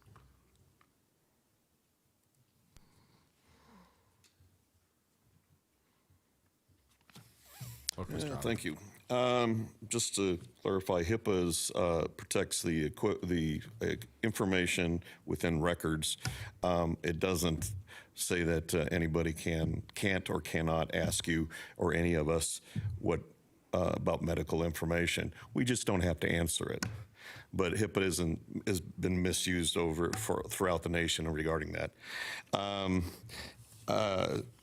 I'd also like to, so for the developers, I used to live in a town called Elk Grove, California, and when they created the town, they also required the developers, and I'm not sure about this, I'm not educated on the process, but they required that all developers put in infrastructure that was required before any house was allowed to go be erected, so in their development. I don't know if that's something that commissioners would consider. And also regarding the highways and the litter and stuff, I fully concur, and also 395 and 580 are also all of our front door. We have 4 front doors. And I would suggest possibly consideration of signs announcing events for the area at those 4 locations. Possibly Chamber of Commerce can finance that, or some of the businesses. But we got lots of great events here, and I've never understood why we don't announce those for people coming in, even if they're passing through. Everybody passes through this area. And they should know what the area is about. Thank you for the security information. Everybody's been wondering about that, and now everybody should know. The other thing, one of the things that I wanted to mention is I have, I mentioned that I got the report for Crystal Canyon Boulevard, and I think you'd all be shocked. We have over 3,500 cars go on that roadway, and there's houses on both sides. And in one area, which doesn't have any houses, the average speed is 35 miles an hour where there's no houses, BLM land on both sides. But the speed limit is 35, but the average speed is 43.6 miles an hour. And in the housing area, the average 97% go over 25 miles an hour in that 97%. And we even have people going over 55 miles an hour in a 25 mile an hour zone. But yet I'm being told that because the accident rate is low, we can't have stop signs. So that's the only issue. Thank you. Next, we have Heidi Shunke on Zoom. All right, Ms. Shunke. Thank you. I apologize No, it's for okay. speaking out of order. You're fine, ma'am. Go ahead. The floor is yours. States may lawfully mandate certain vaccines, but that's not the case for investigational or unapproved EULA medical products. The preemptive doctrine based on Supremacy Clause of the U.S. Constitution, Article 4, Section 2 requires that the federal requirements for informed consent supersede the state laws and regulations that may violate EULA provisions. Reflecting on the FDA's regulatory history is helpful. A proven association between the 76 and 77 swine flu influenza vaccine had approximately 400 cases of Guillain-Barré syndrome halted, and that particular national vaccination campaign, per the CDC H1N1 flu fact sheet, was discontinued based on 30 out of 40 to 45 million vaccinees. 40 were insignificantly compared to the current reported death toll as of May 10th of 4,434 due to COVID vaccines as of May 10th.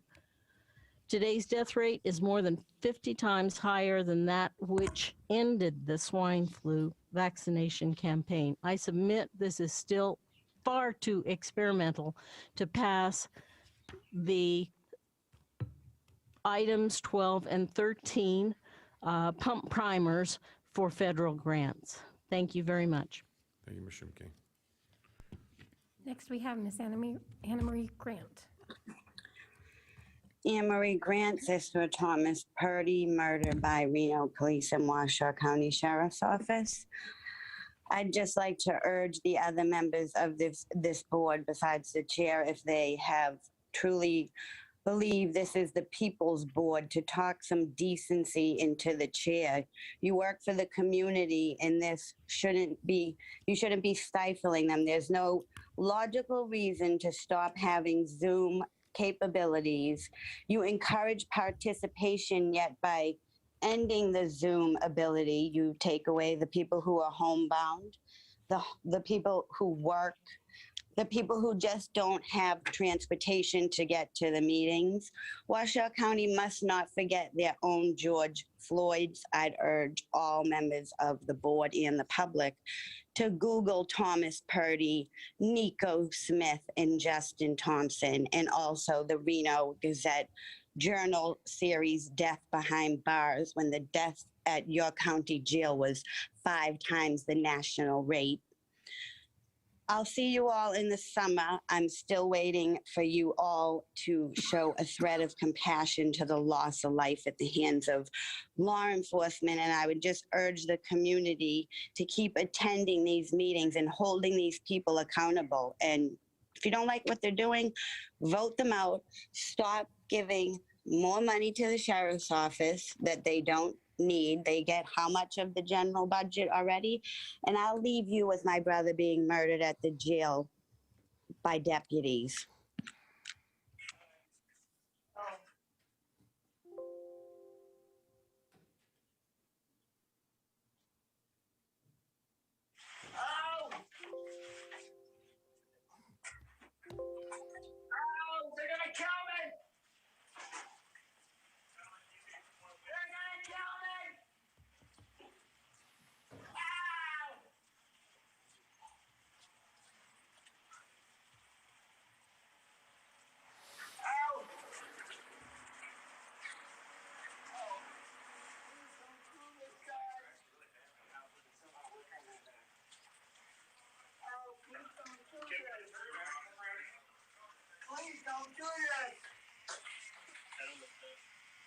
funky with enough room to work.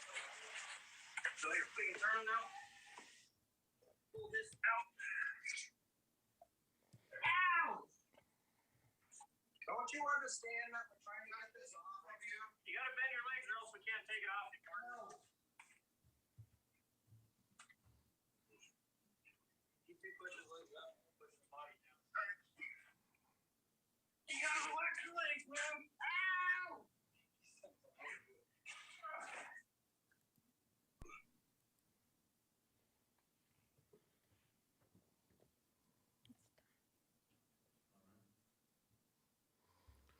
There's no one else signed in. so- Thank you, Madam Clerk. I appreciate that. We are on to our final item of the day, which is our last Commissioners and Managers announcement. Mr. Manager, do you have anything?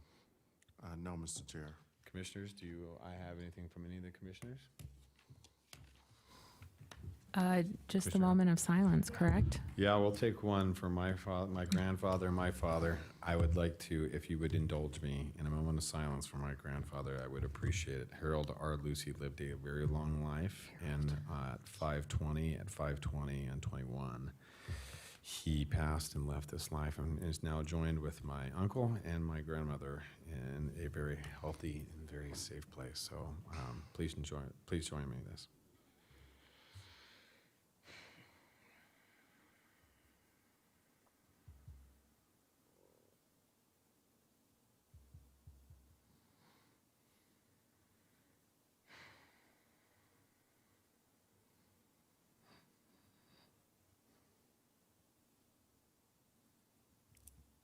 Thank you. I appreciate Your it. work ethic and your class honors your grandfather. Thank you. I'm sorry I didn't meet him. Thank you.